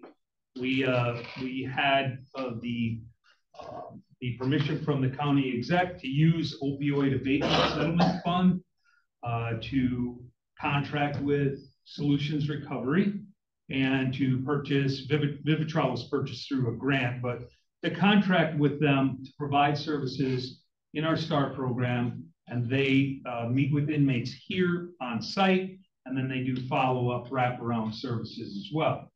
I'll let Megan talk about, from Solutions Recovery, talk about what they do, and talk about how successful it has been, and then I'll fill in. Does that sound good? Come on. Okay, and before we do that, then let's just, I'm gonna just put this on the board, on the floor officially. So I move for the approval for resolution, authorize the use of $52,500 from the National Opioid Abatement Settlement Fund for the Sheriff's Office program, contracting with Solutions Recovery, Inc. for an on-site liaison for the Sobriety Treatment Assisted Recovery STAR program. Do we have a second? All right, please. Hello, my name is Megan Edwards. I'm the program director for Solutions Recovery. I was here over the summer talking about our peer response team program. I do see that you all have a copy of our annual report, fresh off the press. So if you want to take a look through that, that gives you an idea of some of the numbers that we were able to track with the services that we did provide for the jail. So specific to our the STAR program, actually, let me just back this up. Our peer response team program serves Winnebago County at large. So we have multiple community partners aside from Winnebago County Sheriff's Office. But the jail ended up being our #1 community partner and the place where we served the most individuals and had the most contacts with individuals. So we started back in September 6th of 2022 and took data points from then until September 6th of 2023. And over that time, I might get these numbers wrong, so I apologize in advance. I don't have it in front of me. But with the jail, we served, I think, 399 unique individuals over the first year. We had, I think, 1,993 contacts that would actually indicate in-person visits that we had with inmates. So that's a really high number. We worked with the Sheriff's Office to have jail phone calls be free to our recovery hotline, which is a 24/7 hotline. We don't want anyone to not have access to speak with a recovery coach or get services based off of not having the funds to do so. We received 375 phone calls from the jail to our hotline. Then in May of this year, we were asked to take on more of the administrative role of the Vivitrol program. So at the end of May of this year, that's where this contracted position came. And basically we oversee the Vivitrol program and what that looks like. So I'm in that role currently. And so it's a lot more than just getting people injections for Vivitrol. And I can back this up too. Does everyone know what Vivitrol is, or do you want me to explain that? We all know? Great. Okay, it's been good. a topic at this committee. Okay, wonderful. Wonderful. Okay, good.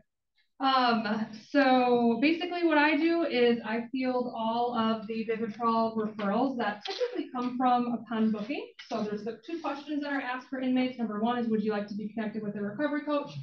And #2, are you interested in Vivitrol for alcohol opioid use treatment? And I help as a liaison for both of those. So prior to this, it was being ran, they had to look through it from the jail's perspective and then send us referrals for recovery coaches. Now I kind of get to see the oversight of all of it. So they checked yes to recovery coaches. I will refer that on to my team of coaches and make sure that everything's getting covered that way. And then if somebody checks yes to Vivitrol, that would be my responsibility then to go do a screening assessment with each individual. So that looks like sitting down with them on the pod. So I'm inside of the jail. I have a desk inside of the jail and going over their substance use history, just making sure that they're appropriate for a Vivitrol referral to HSU. Once that referral goes to HSU, they get an additional medical screening to be sure that they are appropriate medically for that injection. And then from there, there's kind of a lot of moving parts. So this program has a lot of administrative oversight, meaning I have to really be sure of release dates. Are they on probation? Or do they have a bond? We were doing only injections prior to about a month ago, and we had agreed upon that inmates could receive up to 3 injections before release. So that means I need to know exactly when they're being released so that if they're going to be sitting for 6 months or 9 months, we get them started at that 90-day mark before release. Now, for cost saving purposes, we've switched over to the oral form of the medication called naltrexone, which is a fraction of the cost. I believe 1 Vivitrol injection is about $1,100, and that covers for about 30 days, 28 days to 30 days for 1 injection. Oral naltrexone is taken daily, and for a month supply, it's about $11. So really nice to do it that way, and they will still get their injection prior to release so that they have that buffer time for when they get released for the follow-up shot. So that just changed last month, which is great because people can get started on the medication earlier then. But basically what I do then too is, ask them if they want help. Are they interested in treatment? If they're interested in treatment, typically we'll make a referral over to the AODA assessor that Human Services has inside of the jail as well. We kind of work collaboratively with them to make sure that inmates are getting the help that they need. And then from there, when somebody gets released, we provide follow-up services. So part of the grant means that, or the grant reporting is that we have to follow up every 3 months, 6 months, and 9 months to check whether the person is still in the program, which in this case would be for Vivitrol. We're actually looking at a better way for follow-ups in general, making sure that we're looking at that first 2-week mark, because data shows that fatal and non-fatal overdoses often happen in those first 2 weeks. So we're starting to change up our model a little bit, which means that I will just have to revise it and then train our recovery coaches on what our expectations are for follow-up. So we are working with the DA's office and the health department to come up with a better way to track data. Obviously, we were able to track good data for the first year, but there's definitely gaps where we can be a little bit better with that for years coming up. So that's kind of the liaison role, having somebody there in the jail to be able to tend to just basically the general implementation of the recovery coach program. Great, thank you. Supervisor, are you okay asking or answering some questions? Mm-hmm. Supervisor Flom? When we look at the opioid crisis and just the general drug crisis we have in the community, you look at programs about what actually moves the ball forward, what actually does stuff to mitigate to help, because the numbers just keep going up and up, and it feels like there's nothing we can do. This is something where I feel like it actually does move the ball forward. I'm really appreciative of your team and the people you have as an organization. I think one of the awesome things that this is a peer-to-peer program. So what these people are going through is what you and others at Solutions have gone through themselves. And so it adds an extra layer of personal touch and experience, if you will. And you literally have a captive audience. And addressing people at the lowest is something that I think is very beneficial. I heard you speak at the opioid conference a couple of weeks ago, and I just want to say thank you for what you're doing, and I think this is a good program to support. Supervisor Defferning? Yeah, I did see your presentation at the opioid conference, and there was a lot of, certainly a lot of other counties had some questions in regards to this. And so I think that shows that we're actually a leader in the rest of the state with what we're doing. I do have a question in regards to those, specifically those with like, that have active addiction, but also have, like co-occurring mental health conditions, because that's a very common thing that I've run across, just those that are in recovery.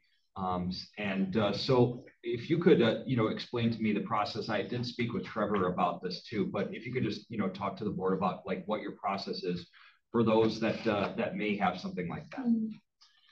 So co-occurring disorders, and just to preface that, is somebody that would be diagnosed with a substance use disorder co-occurring with a mental illness or a mental health disorder. Half of our team is our certified recovery coaches. That is outside of their wheelhouse. It just is, right? Mental health is a completely different, it's not completely different, right? We have silos and all of that stuff, but in the way in which we're qualified to help individuals, we want to be sure that it's in our expertise, right? So the certified recovery coach certificate that's not in their expertise. Then we have peer support specialists. So peer support training is mostly primarily mental health, again, the person with lived experience. So if we see somebody with a co-occurring disorder, oftentimes I will try to match them up with the expertise of the people that we have in our program. Also, my background is in clinical mental health, and so co-occurring disorders and substance use disorders. And I'm more than happy to meet with people too, so I'm definitely qualified to do that. If it's something that's significant mental illness, there is a contracted mental health worker inside of the jail as well that we talk with.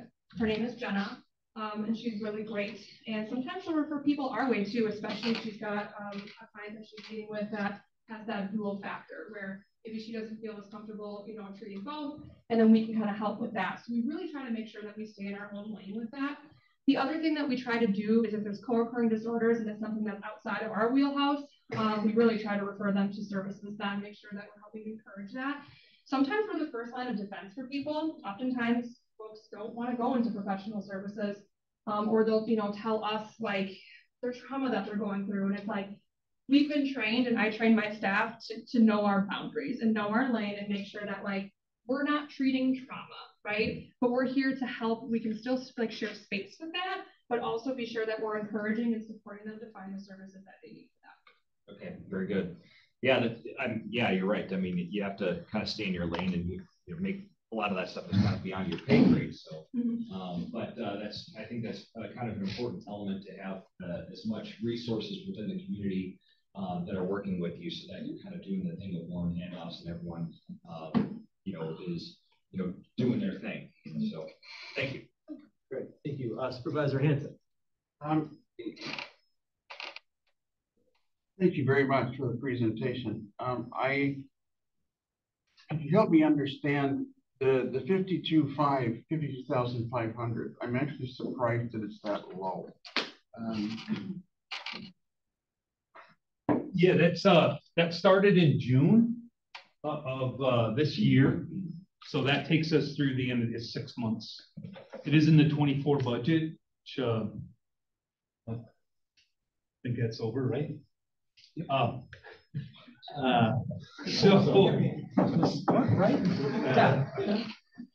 So this is just that first 6 months of that time frame. We also have several grants that we're working with for the Vivitrol.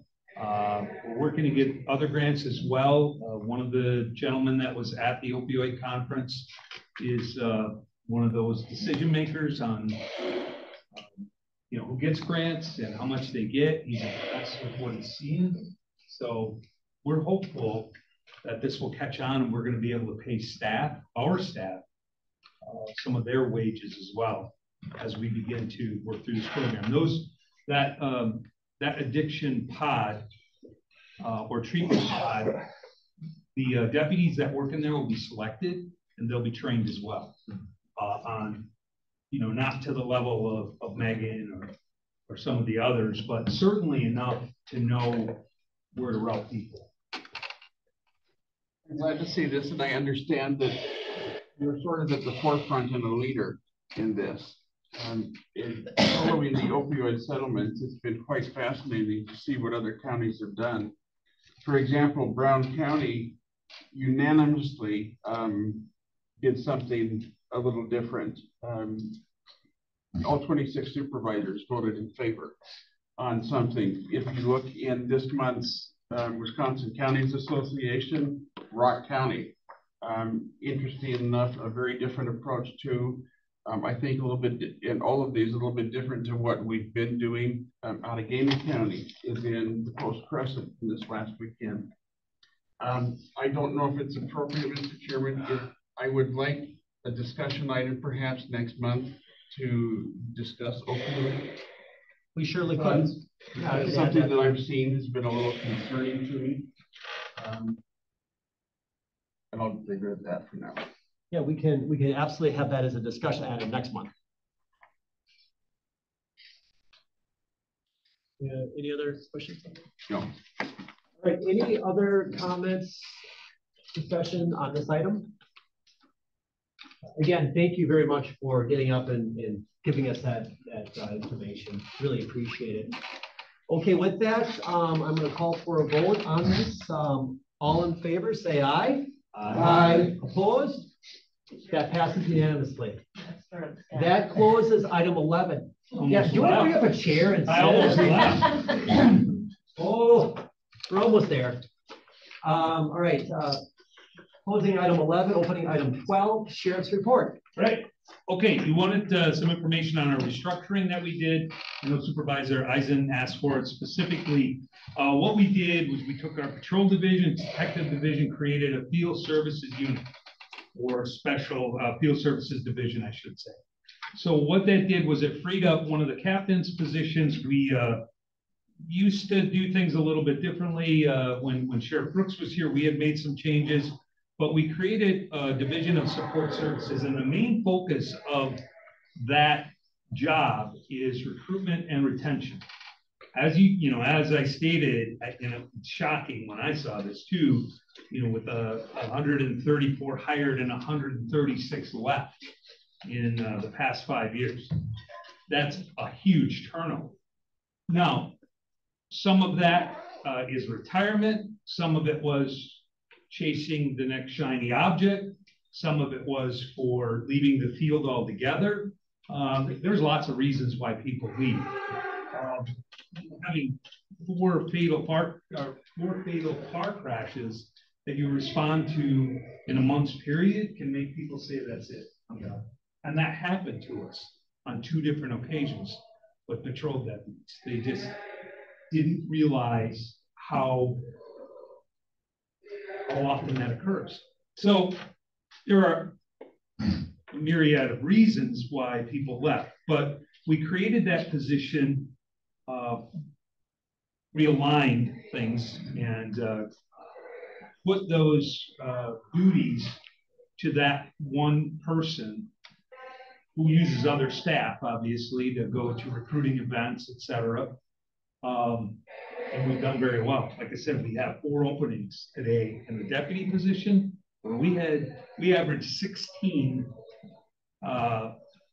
from 2000 to 2022. We averaged 16 vacant deputy positions in a year's time.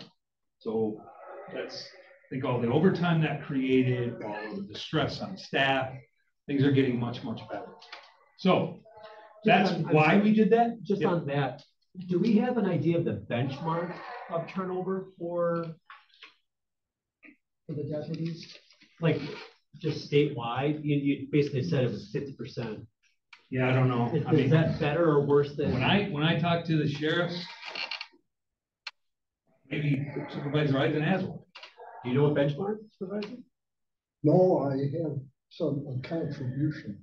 Okay, all right. When I talk to the other sheriffs, they're experiencing the same thing. Okay.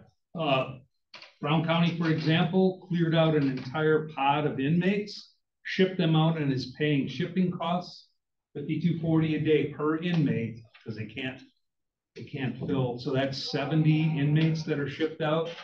Well, I don't know what that works out to be, about $4,000 a day. So it's not uncommon, but we're shoring it up. Supervisor Eisen, did you want to make a comment right away? Yes, please do. My particular concern in this adjustment was that this was not brought to the committee. It was done, it was a fiat accompli, and then we learned about it by reading it in the annual report. Question is, what is the appropriate role of the committee in our oversight function of the department? Are we privy to questions and actions on behalf of the operational aspect of this? Or are we just confined to that it's time to build a new jail? I don't know, but that was a concern here. It was also a concern with the construction of the pods that was brought to me by another supervisor. And I was pleased to see the table and discuss. What is the role of the committee? So I'll make my personal comment on this. I don't want to go down this rabbit hole too much. I do think, as I said several times actually tonight, I think we have to figure out a better way forward in terms of communication. I really do. I think some of these things we should have at the very least had some visibility to. How that happens and what the most effective way, I think we need to figure out. I don't have any answers, but I concur that there has to be some level of greater communication. I'm sorry. No, I understand, but it's an operational thing. It is, nobody's trying to hide anything from you. It's how do we make this place run more efficient, more effective? If the number of decisions that are made in one day are sometimes crazy, and This was one of those things where we didn't change anything budget-wise. We did change the table of organization, the chart, but not the positions as far as creating things. It was merely a change to make us more effective. We may go back to what we were. Once we get to the level that we need to be at, maybe we do, maybe we don't. I can tell you the deputies are appreciative of our efforts in retention, and it didn't cost us any money. So please don't misunderstand me. I don't think this committee should be getting into the minutia of law enforcement and the operations.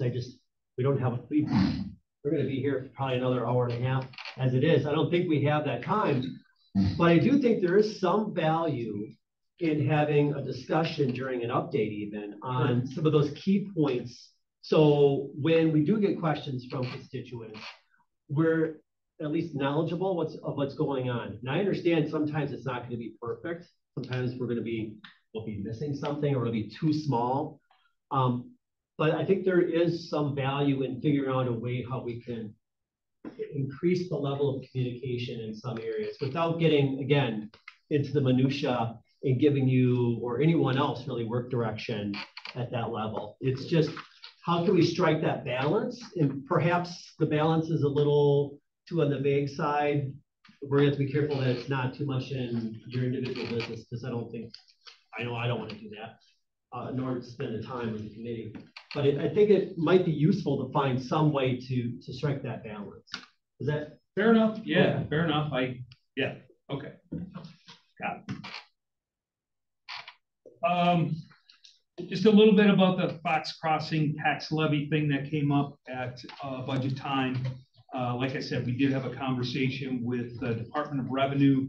I can tell you that conversation, he was didn't all out assured, but he did not see what Fox Crossings, how they could make this assumption or ask.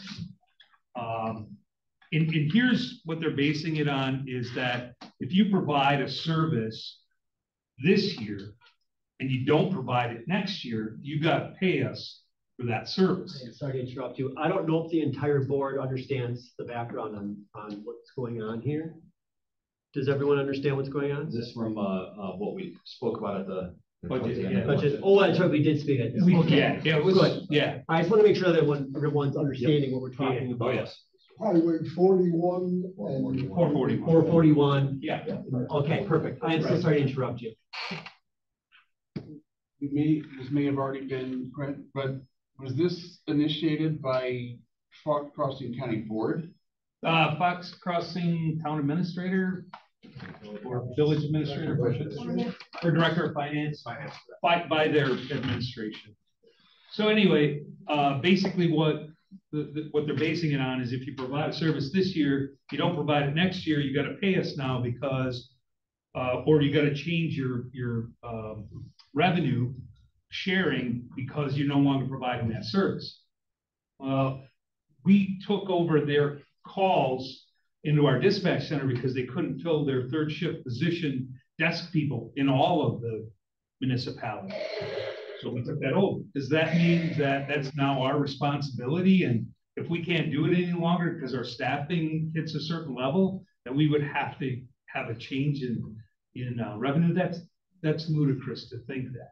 Same thing applies with 441 and 41 in those jurisdictions. We had done it for since I was here and longer. The furthest back we see is 1991. It's a memorandum of understanding where we do it, but it's not our responsibility. And that's what the Department of Revenue is saying. If it's your responsibility, it's your responsibility, regardless of if you did it this year, the year before, 20 years, 30 years, whose responsibility is it? And to me, that's clear.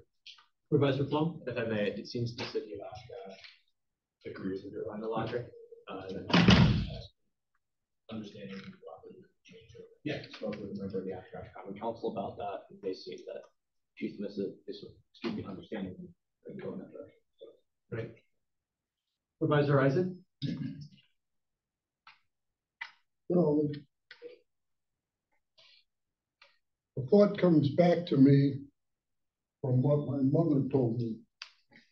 And my mother told me, she said, Paul, it's only money.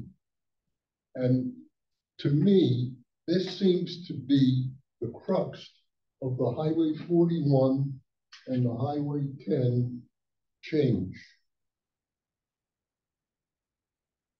For 30 years, the county has performed this service. Today, it's much more expensive to do this. But if the county has the money to do it,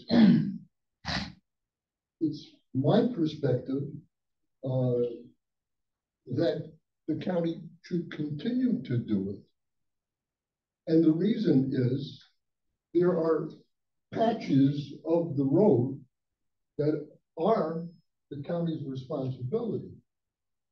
All of the citizens in all of the municipalities and unincorporated areas are county taxpayers.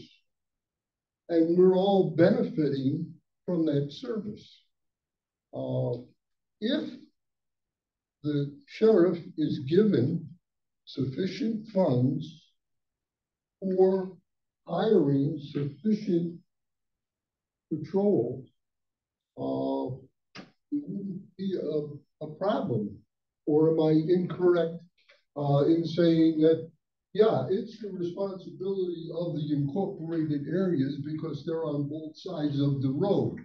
We've heard that, but the practical solution is just giving the sheriff enough money to do the job.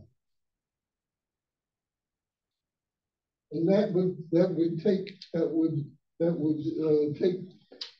4 incorporated municipalities out of the picture. You know, they can supplement, but have some type of memorandum of understanding, and the understanding is giving them the money. Thank you. Sheriff, did you want to say something on that? Or? Yeah, well, the only, not particularly to that, but in responding to the unincorporated areas that we have our jurisdiction for, when you look at the fatalities, and I'll talk a little bit about those, now it's probably appropriate. When you look at Highway 21, and the 2 crashes that resulted in fatalities, one was on a county trunk highway that was a double fatality. One was on a county or a town road.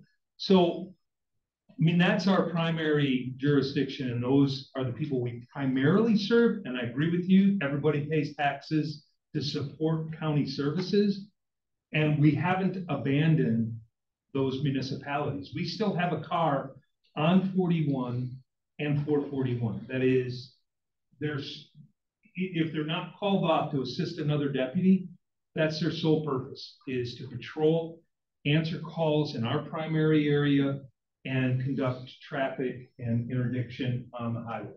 We haven't abandoned anybody, and we're still there for them. I think we got to let this kind of work out a little bit. And you know, I think the one snowfall kind of was the Fox Crossings, where they weren't quite sure what to do. But we'll get there. I honestly, I did talk to their chief of police, and I think we're going to get there. I think we're going to come to a resolution that everyone will be happy with.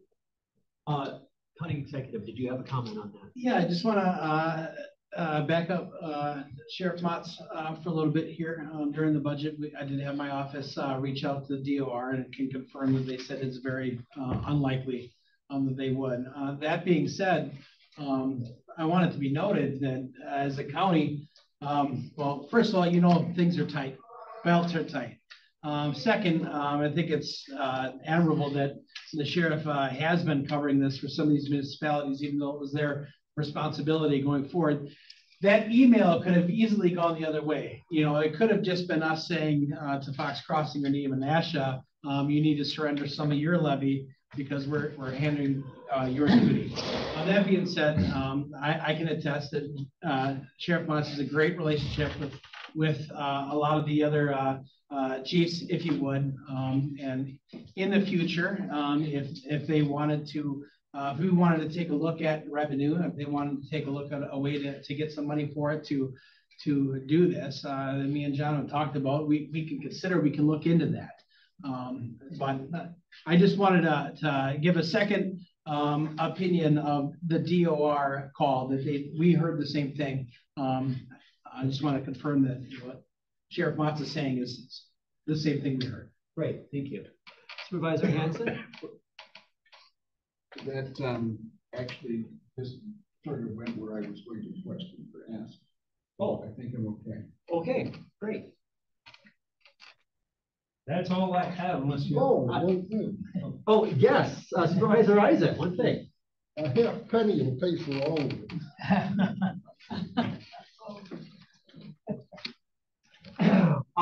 Yes, I actually have a couple, I just have a question. So we have these two deputies, these two detective positions that were approved via the amendment process in the budget. Yes.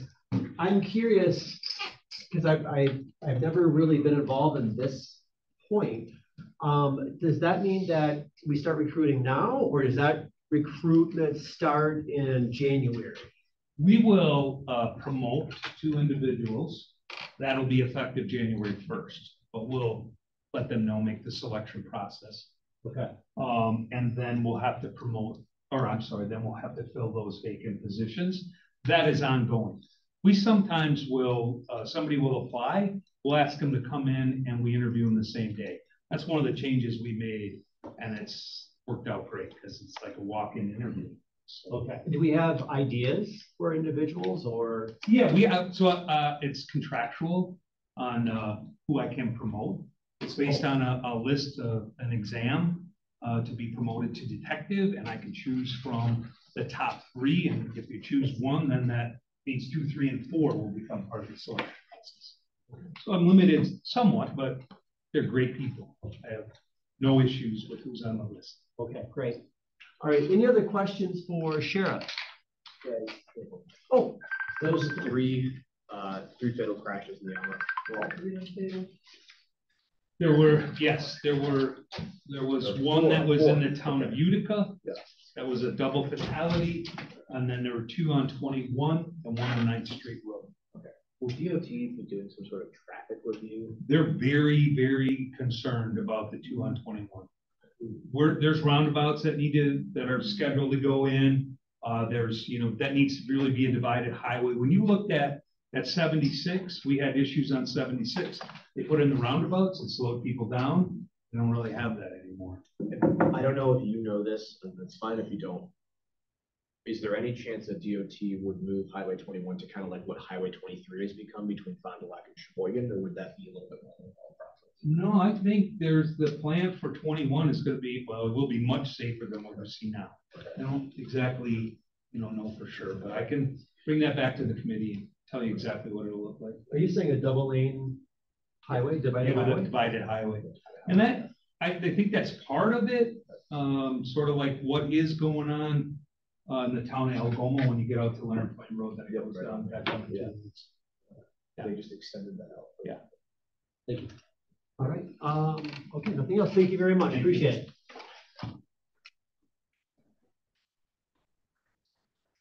Yes. Yes. All right.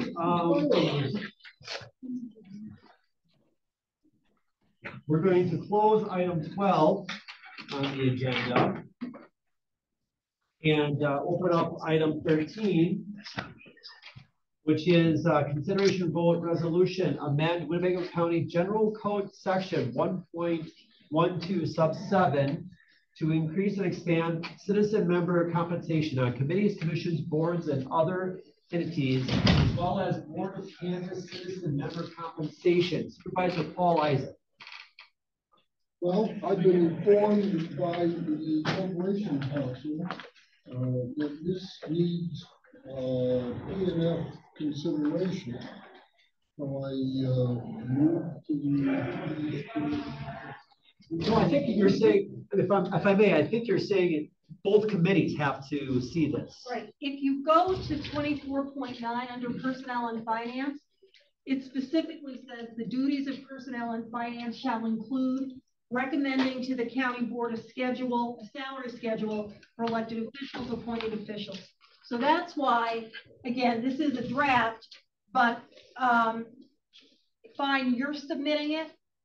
You brought it to Judiciary, and it can also go to PNF. It doesn't have to go to PNF before Judiciary. I'm just saying that before it goes to the board, it should go to PNF. As well. Yes. Should be in both committees is what Well, I you're just as well let them debate it as us. I mean, well, you're the author. You're the author. The responsibility for the money. Right. Yeah. All right. That's fine. We've got the responsibility for the rules. Okay then. All right, so we're going to pull that item then. So we're going to close item 13 on the agenda and move to item 14 on the agenda, which is consideration vote resolution amend sections 23.0, 23.1, 24, and create sections 23.2 and 26 of the rules of the Winnebago County Board of Supervisors to create 7 standing committees and 2 major boards and make the legislative committee a special committee. I think we should have a goal to make these things shorter. These titles. In fairness, we were actually going to divvy it up, and then Was that there's okay? a lot of back and forth because I wanted to separate it, and then we were listening and thought it might be easier if it's all put together. So again, yeah, we'll get tomato. No, I'm just saying they've been lengthy. I know. This Well, it's fine. there's a lot in this. Yeah. In this, resolution. Okay, so again, you know, I think for this one, I'm just going to put it right to the committee on the floor versus you doing any sort of introductions since we talked about this. So someone else want to move? I move to adopt.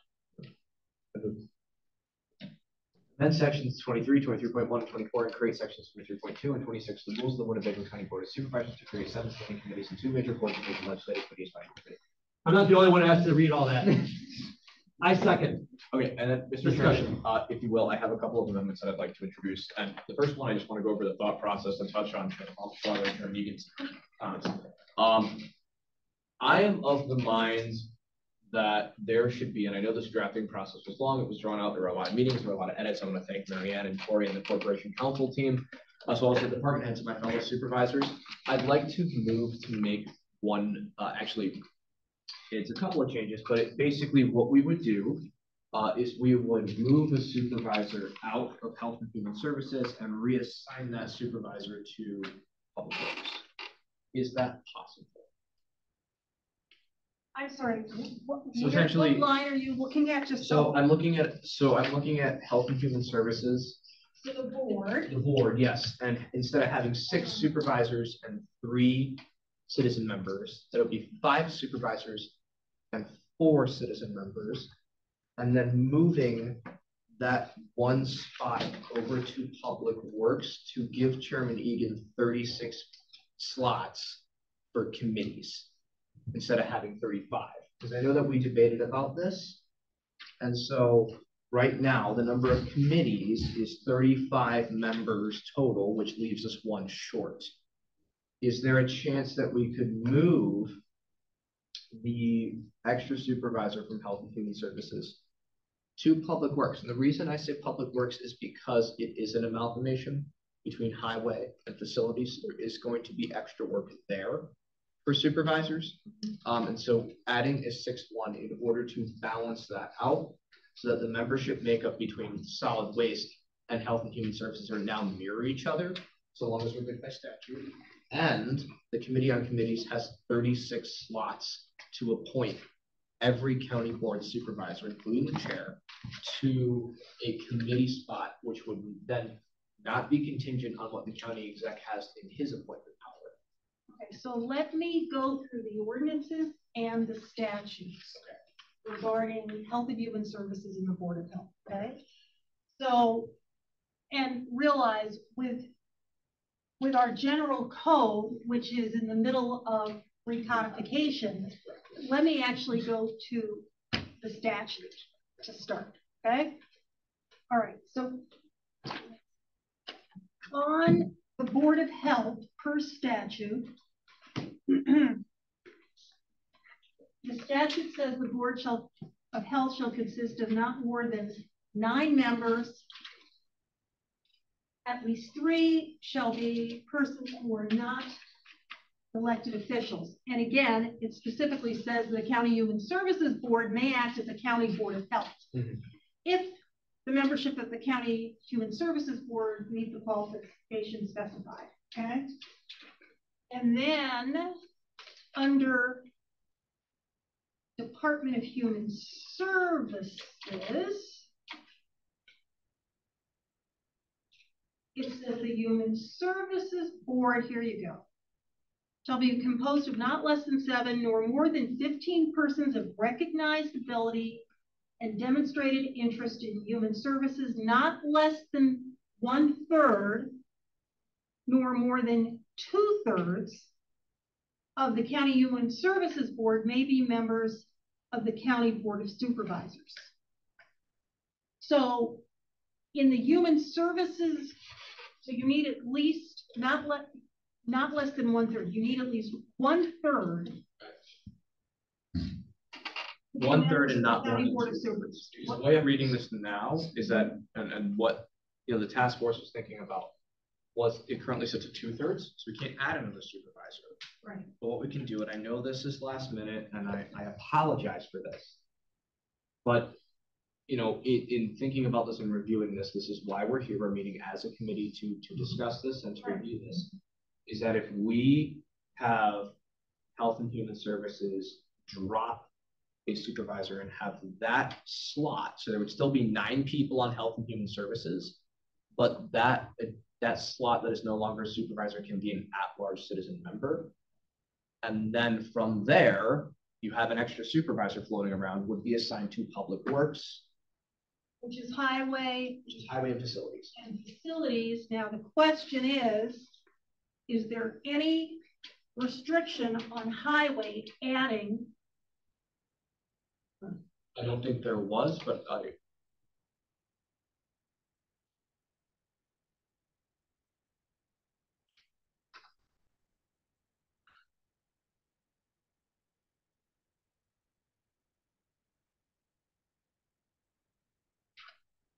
Highway talks about elected committee of not less than 3 nor more than 5 persons. That's the statute involving highway. But this would be Public Works, which would be an amalgamation of not only highway. So we could say that extra it would person. be facilities as well. So, in that case. And so essentially you would be still staying with the current makeup if you had 5 supervisors and 4 citizen members. And by doing that, you're addressing Mr. Lautenschlager's concern. That would be correct. Because there is no question that you're going to need to ideally have a physician, a nurse, and someone who receives Health and Human Services or a relative. Right. And I agree. I think that we need that. So what you could have there is you would have a doctor, a nurse, consumer of the services by Health and Human Services, and you still have an at-large citizen for general oversight, addressing Mr. Lautenschlager's concerns. So that is something that I would like to see. If it is doable, I would like to open that up to the committee as an amendment, if that is possible. Again, looking at the statutes under public health and human services, it is, because then it would be, again, you have to have at least 1/3, not more than 2/3. So if you're having 9. Go ahead and make a motion. I will make a motion to edit the, take a look down here, but I'm going to go back to the elected place. I think you want line 199. Yes, line 199.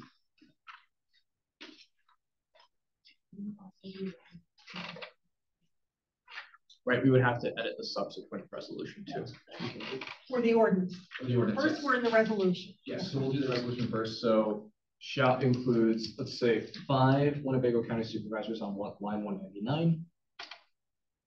And 4 citizen members who are appointed by the Winnebago County Executive and confirmed by the Board of Supervisors. So we're moving, striking 6 and adding 5, and striking 3 and adding 4. Commercial council, is that are you? That is legally allowed. So I will move to accept that. Are we doing 25? That's not on, we're not just. We're on that resolution. It's all together, isn't it? Are you talking about the ordinance? No, we're talking about the Tori, we're resolution. not at the ordinance yet. I'm on the resolution. What line are you on? I'm on 23.0. Right, what line? 25. Oh, I see what you're saying. Okay, This is for the public works. right. So then it So would line be, 25, Yeah, line 25 would then, all of that has to change too. not all of it, it would Well, be the 6. public 6, it would works. just be 6. We're Yeah. striking, Yeah. and we're gonna have to read. Yeah, we'll reread this. We would just And then strike 5 down and just have 6 instead of 9. on line 40. 48. Yep. So line 25, Well, 42 as well. so line 25. No, 48, you're right. Okay, line 25. Right. 6. And 48, yep, we would change that. Go to 5 and 4 citizen members. Okay, that's good. Then on line under public works.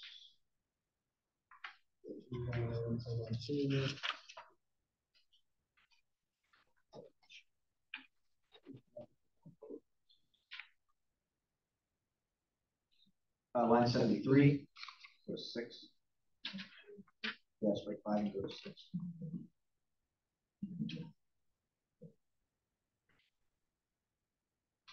That would be my next question, Marianne. Will we have to add new language about an at-large member? Who is Because on 52, you have to add at the end. Right. I'm going to make 4 citizen members confirmed. These 1 member should be. Members shall be an individual who receives services. And then you can say additionally an at-large member. Okay, so additionally 1 member shall be an individual, and additionally an at-large member. Can you say that a little bit louder, please? Additionally, Additionally, an at-large One member member. shall be at large. You can say additional, we're having a member at large shall be included or shall be. yeah, an at-large member shall be included. Oh, that's what line was. Okay, we're gonna go through all of this again. Line 52. Just, you know, we're throwing a lot at you here.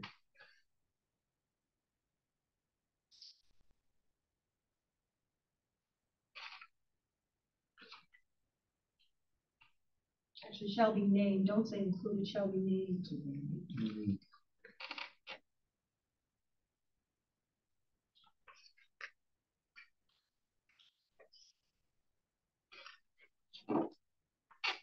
Okay.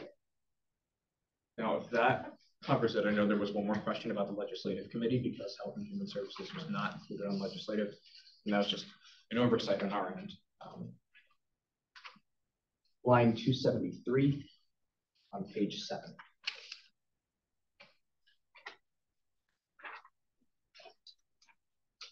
Of these rules, and the chair of the Winnebago County Solid Waste Management Board.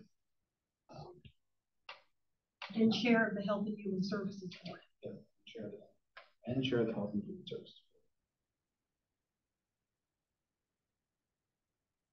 Board. That was. So on line 273, after and the chair of the Winnebago County Solid Waste Management Board, we would add between as well, and of the Health and Human Services Board. And chair of. Yeah, and chair of the Winnebago County Health and Human Services Board.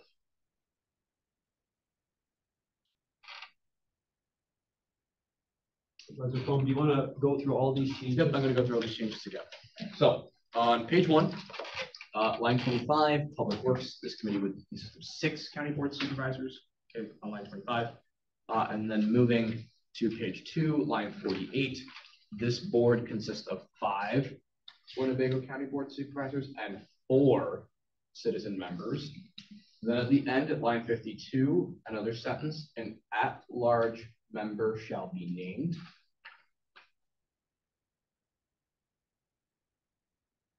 Okay, then moving down on the same page, line 70. Can we put additionally and out? Yeah, And out. Let's say additionally and out. An at-large member shall be named.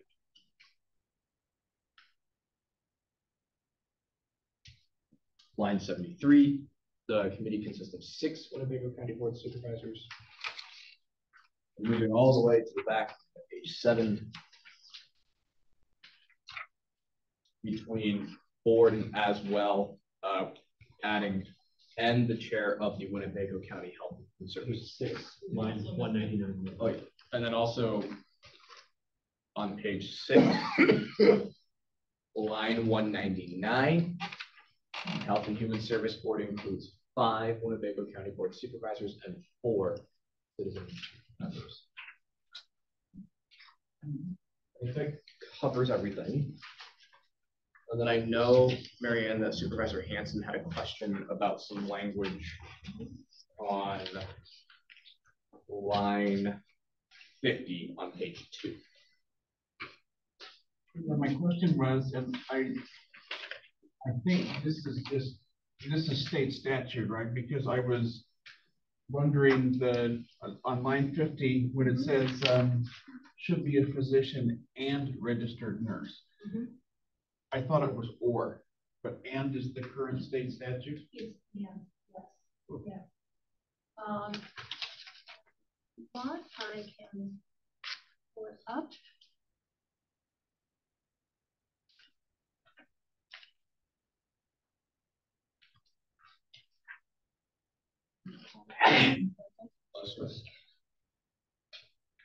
And then a stupid question that just came to me. When it says physician, does that apply to both an MD and a DO, or is physician assumed to be MD? It doesn't. Statute doesn't. I guess I would assume it would be. They're both medical doctors. They're just. Larry, do you have anything to speak to that? One's an osteopath, one's a medical doctor. In the previous board, I was on Health and Human Services in Marinette, and it was either or. We had both. Or yeah. Yeah, that makes sense.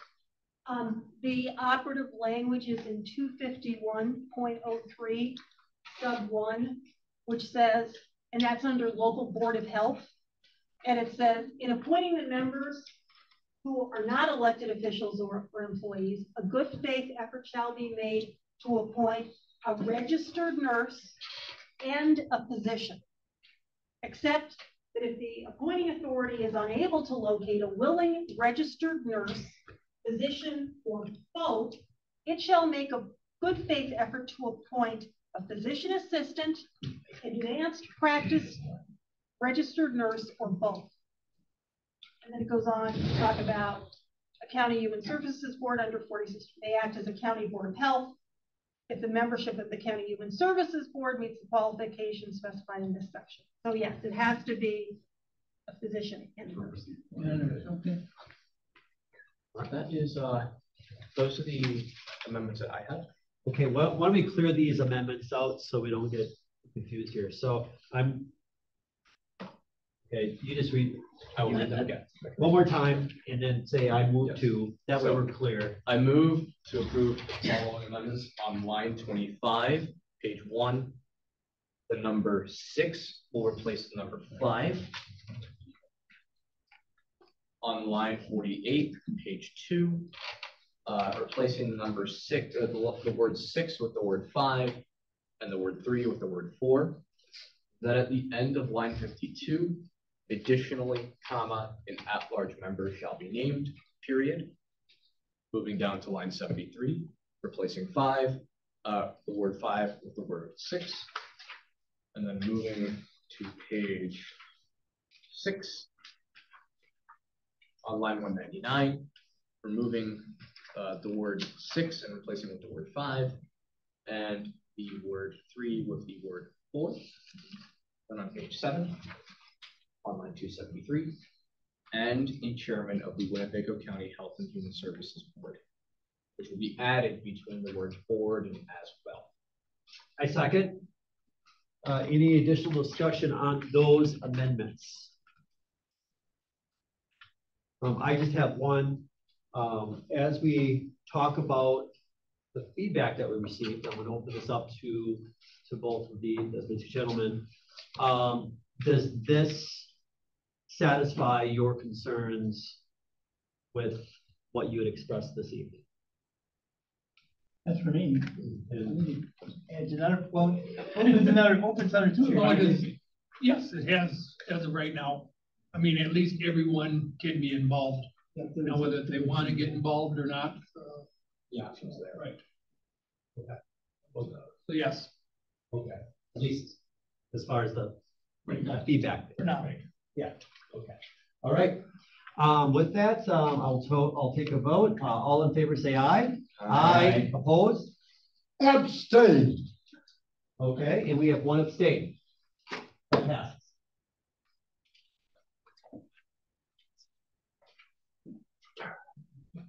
Okay, now we're back onto the resolution. Oh.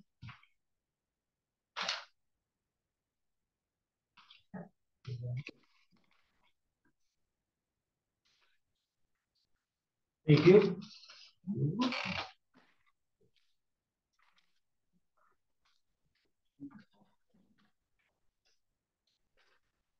Thank you.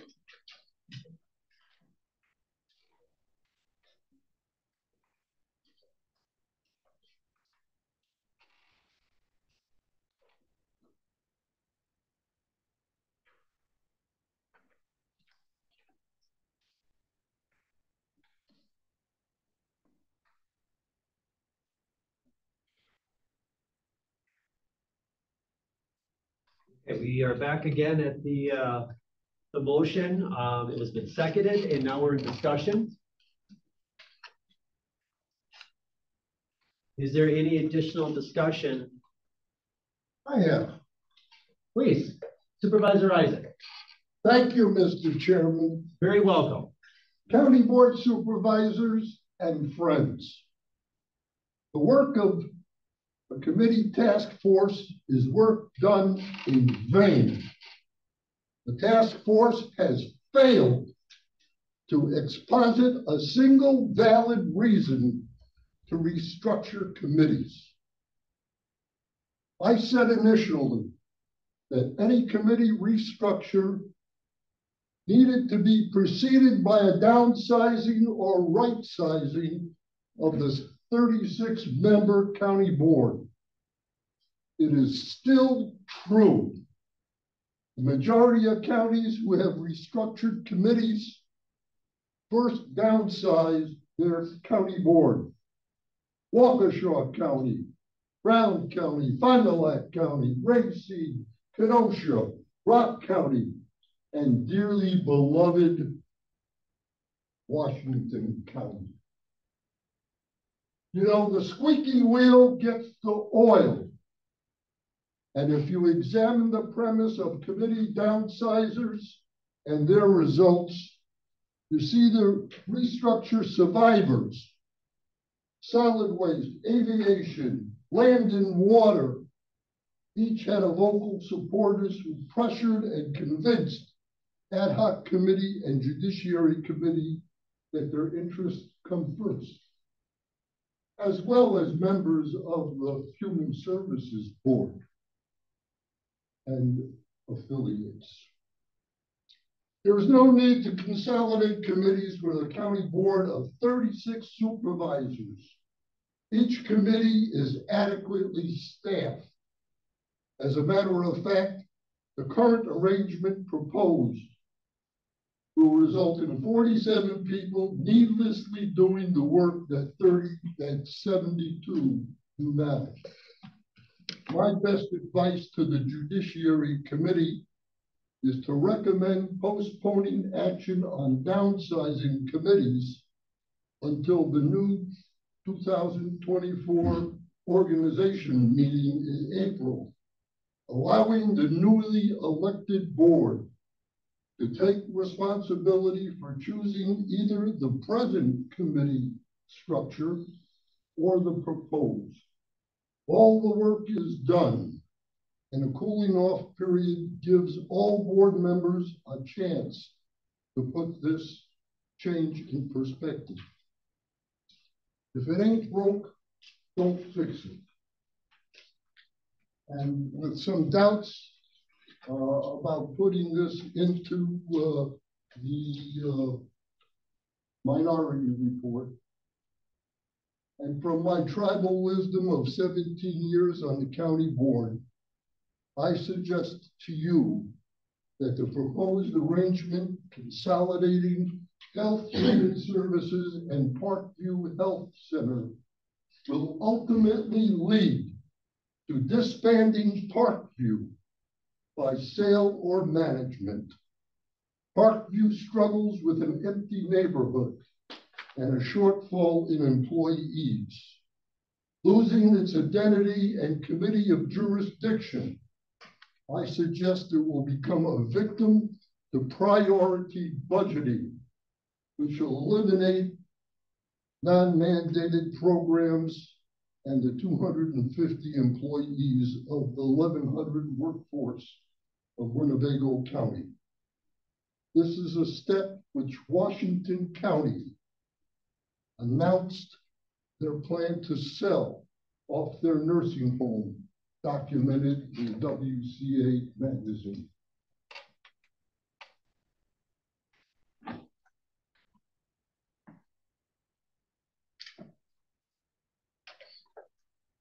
Okay, thank you. Any other comments? No, Supervisor Hanson, there was a quizzical look. I want to make sure that that's not a cue that you want to say something. I just want to make sure that I'm not misunderstanding. I hear exactly what Supervisor Eisen is saying, and I respect what he is saying. Unless I'm misunderstanding, I can tell you absolutely categorically, having served right now on the ad hoc committee and the Judiciary committee, no one pressured me into anything. No one strong armed me into anything. I will have discussions, yes, of course, but I bristle at that particular language. There is, in my opinion right now, no circumstance that I would ever vote for. I have not heard a compelling reason to reduce the county board size of 36 members because I believe that increases and keeps great interaction on the board.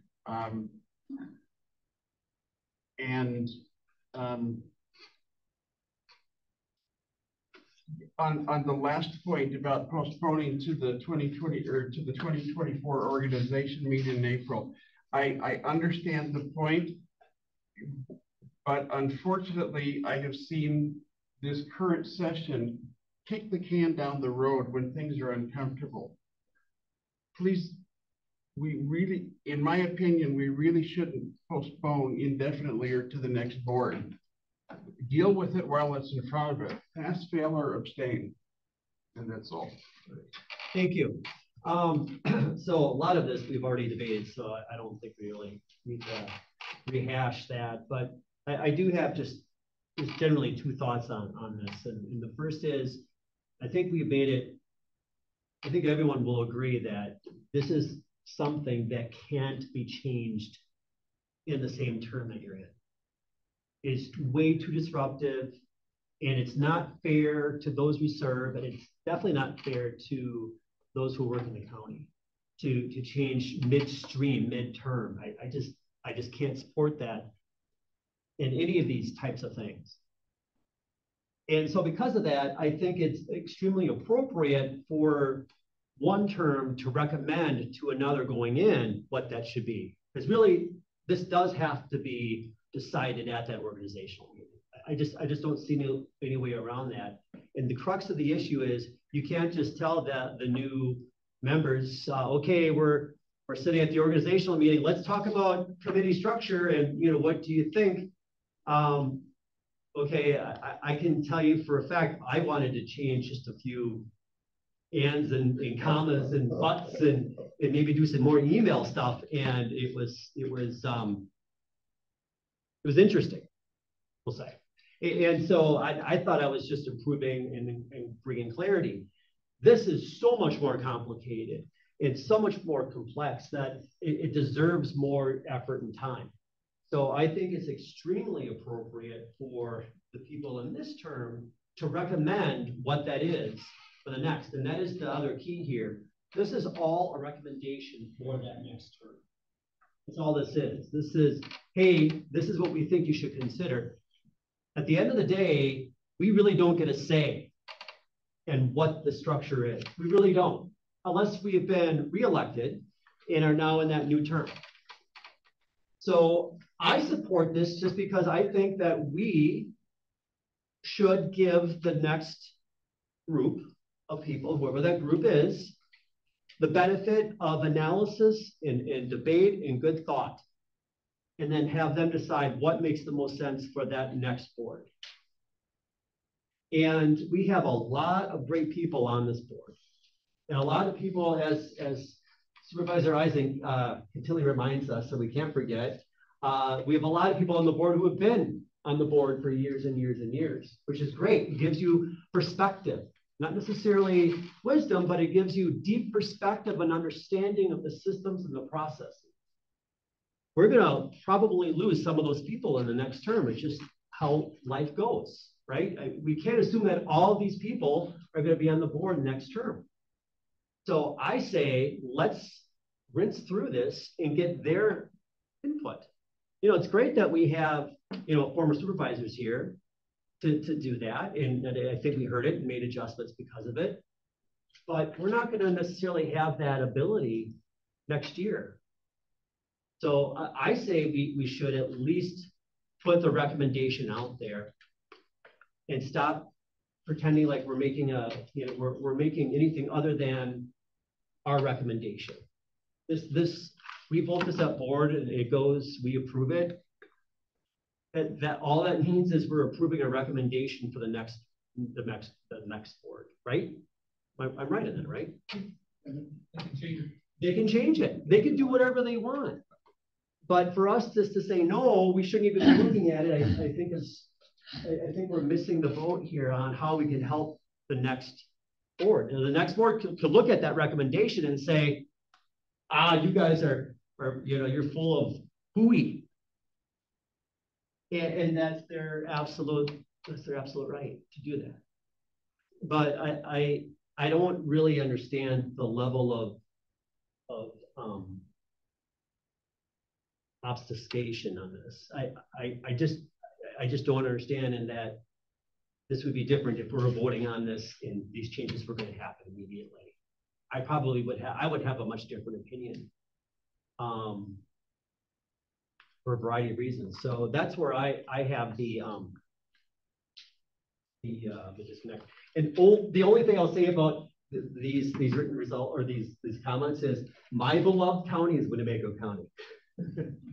I love Winnebago County. I do. Even though that wasn't meant for you. Oh, it wasn't. It was meant for someone else. It's the lovers of Washington. Oh, okay. I lived in Washington County, so I wouldn't know.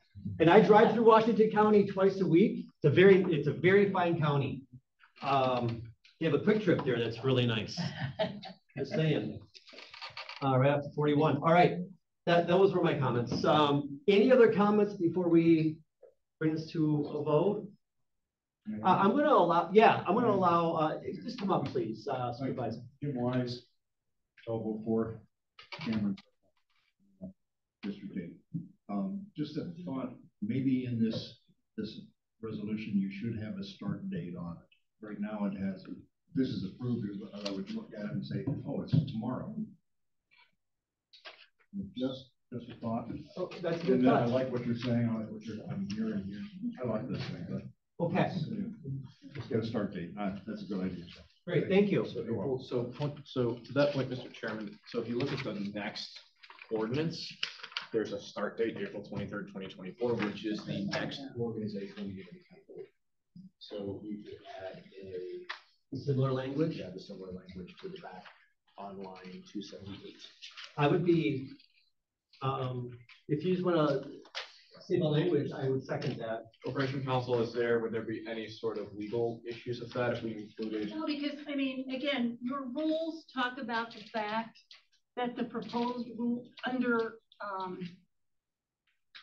the heading of organization meeting, it talks about 3.7, the proposed rules of the board shall be presented and rules adopted at the organization meeting of even numbered years by majority vote.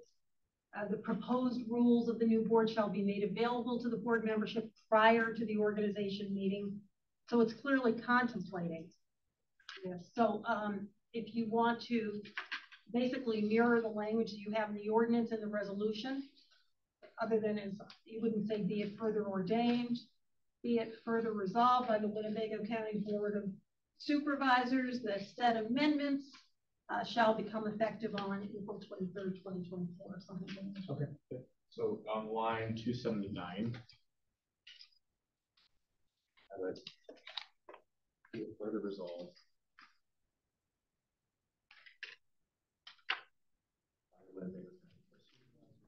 No. Just let them finish and then we'll get to you.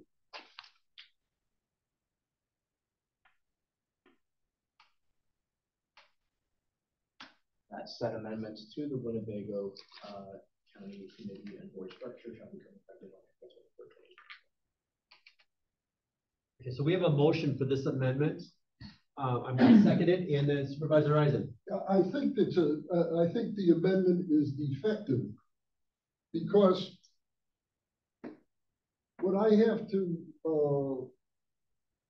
visualize is an organization meeting where the new members, newly elected members, make a choice. They can choose the old system, or they can choose the work of the ad hoc committee through the Judiciary Committee. And what I hear in the amendment is that it's just making these changes effective at the new organization meeting. This is not the intent. The intent is giving, empowering the organization committee or organizational meeting to decide whether they want to maintain the committee structure system as it has been for at least the last 2 decades plus, or if they want to accept the recommendation of the ad hoc committee through the judiciary. That's a fair point, Supervisor, and Supervisor Flom is going to make an edit. Yep, so it would be, shall become effective, and then I would say, pending the organizational meeting, shall become effective pending the organizational meeting, comma, pending organizational, comma, on April 23rd. Pending adoption by the county board at the organizational meeting as an option to the existing committee structure. No, I'm going to say pending adoption. Because that gives them the option. You can take it the way it's been for the last 25 plus years, or you can go to this new system going forward. And the beauty of that is all of the work is done, okay? Because as supervisor, as our chairman experienced, he came in with a whole new set of rules, which was, you couldn't possibly consider all of that at one time when nobody knows anything about it. But since all the work has been done, you hand this to the new board and you say, continue, don't change. So if you want to repeat the amendment. Yeah, I'm gonna repeat the amendment. So, okay, thank you. Be it further resolved by the Winnebago County Board of Supervisors that said amendments to the Winnebago County Committee and Board structure shall become effective, comma, pending adoption at the organizational meeting on April 23rd, 2024. Second. Any discussion on that? Okay, all in favor say aye. Aye. Opposed? All right, that passes unanimously. Okay, now we are back to. Oh, I'm sorry. Can you read that over again? Yes. Just so we, okay. Further resolved by the Winnebago County, this will be on line 279. Right. Further resolved by the Winnebago County Board of Supervisors that said amendments to the Winnebago County committee and board structure shall become effective, comma, pending adoption at the organizational meeting, comma, on April 23rd, 2024. Should you say may become effective as opposed to shall become effective? Yeah, so may, yeah. Well, because you have to. If they're giving them an option, you have to. You can't say you have an option and that it shall become effective. It said may become effective. Right. Yeah. So then you have to include the may. So yes. Yeah. Yes. I think we're saying yes is what. You can throw that in there. So may on line 279, right. May instead of shall. So. Supervisor Eisen? I have a clarification. Please. Okay. Wouldn't it be clearer to state that the organization meeting has an option to either continue committee structure or to change it? When it says may, that's why we have may. That's why we're doing may. Yeah, Supervisor. Versus shall. Show that that's an option. Yeah. Well, but it should be I think it should be spelled out so that there isn't any ambiguity. Okay. I think so when a couple of new people come on board, they'll know that I got an option. I got an option to keep it the way it was, or I have an option to make the change. But at that juncture, there would be no point in passing. I would just say this. I feel like may does do that. I see what you're saying.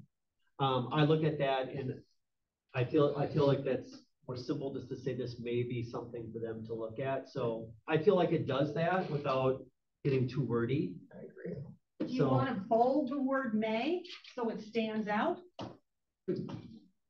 Sure. If you bold it, make it darker. I would prefer to see an option to either keep the old or take the new. That's what it says. You've got, but you're not spelling it out. I think the implication is rather clear. And if this gets passed and adopted by the board, then at the next organizational meeting, if the clerk at the time prefers, then she can have the current committee structure that's been adopted and then another committee structure. I think the word may bolded is fine. You could say may become effective at the organizational meeting on April 23rd, 2024, unless the County Board of Supervisors retains the current. That's perfect. I think we're fine. I think that's perfect, unless they retain the old. Right, do we have a second on? Second. On Jacobs, yes. That's just the bold word may. No second. Let's do we necessary. Okay, we've had a lot of different ideas here. I want to sort through it. Really good ideas. I want to sort through it. So there was the idea from Supervisor Eisen. Do we have a second on that? Okay. Do we have a second on the bolding may, which was Supervisor Flum? I just clarify, I really don't think that's necessary. Okay. But then we leave it as is. Then don't be odd man out. then just we're good. Oh, no seconds on that. So we're gonna leave it as is, as was voted. Okay, we're back on the amendment. I'm sorry, the resolution. Back on the resolution. We're still in discussion. Any other discussion? Please clarify to me how this will fall out. Ask a different way. I'm not following. I'm sorry. Well, I heard a couple different options. One which was accepted and one which wasn't accepted. We voted on an amendment that was voted on. Then we went back and wanted to make additional amendments. Both of those did not have a second. So it'll stand as we voted on the amendment. And at the organizational meeting, I will be there and can clarify if the word may speaks for itself, and the board can either adopt this or not adopt it. God willing, I'll be there. Yeah. Well, let's not go there, okay? You're going to be there with bells on. Well, not with bells on, but.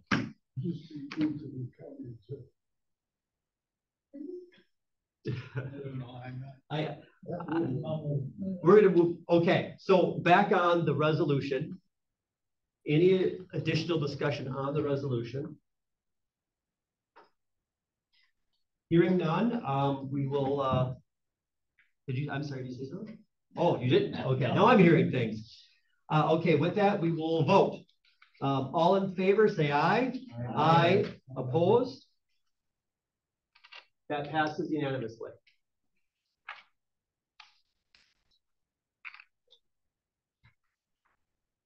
That closes item 14.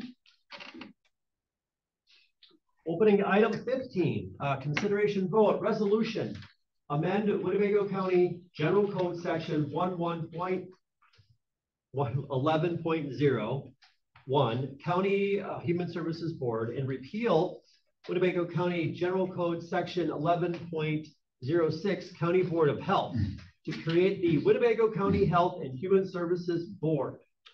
Mr. Chairman, I move to adopt ordinance 2023, amending the Winnebago County General Code Section 1101, County Human Services Board, and repeal Winnebago County Code Section 1106, County Board of Health, to create Winnebago County Health and Human Services Board. Second. And I have two amendments. Okay, we have, wait, just 1 second. We have a second, and now we're in discussion. You have an amendment? Yes, I have two. Two. So line 33 on the first page, and this is just to keep it in line with the previous one. Removing the word 6 and replacing it with the word 5.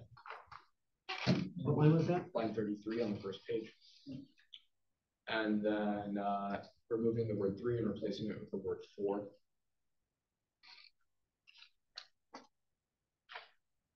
And then on the back page 3, line 86, replace shall with may.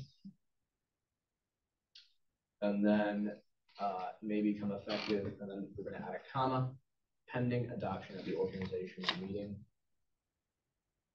on April 23rd. Did you add on line 37, additionally, an at-large member shall be named? No, can we do that? But let's also do that. Additionally, on line 37, this is now. Yep. After same. Yep, after same. And at-large member shall be named. If you wouldn't mind just repeating the changes one more time to make the formal motion. Actually, I think you did it. Thank you. So I have three amendments. I move to adopt amendments on line 33, removing the word 6 and replacing it with the word 5. And then the word 3 and replacing it with the word 4. Then on line 37, additionally, comma, an at-large member shall be named, period. And then moving to page 3. On line 86, removing the word shall and replacing it with the word may. Then after the word effective, adding a comma, pending adoption at the organizational meeting, comma, and then on April 23rd, 2024. Second, this is just. This is the amendment. This is the amendment. Any discussion on the amendments made to this resolution? Hearing no discussion, all in favor say aye. Aye. Opposed? Okay, that passes. Back on the ordinance. Discussion.